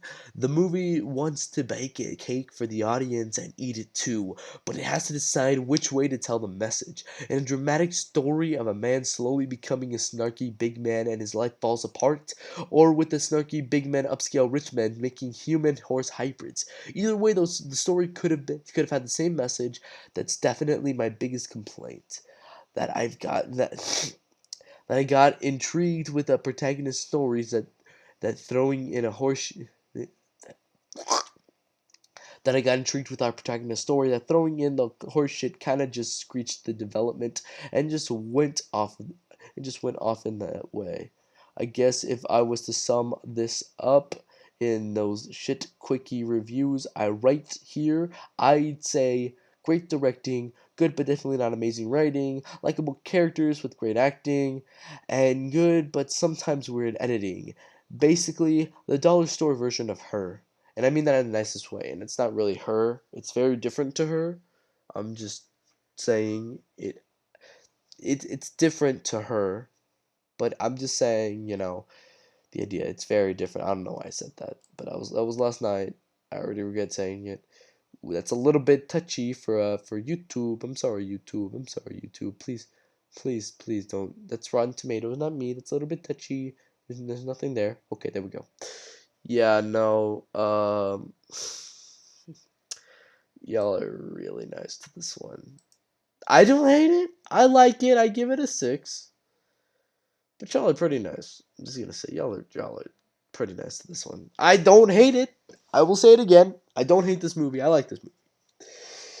I don't love it though. It's still really great. And Zombieland Double Tap. Yeah, I'd say it's a 6. I haven't seen it since it came out, but still. We have done it! Guys, it has been. How long has it been?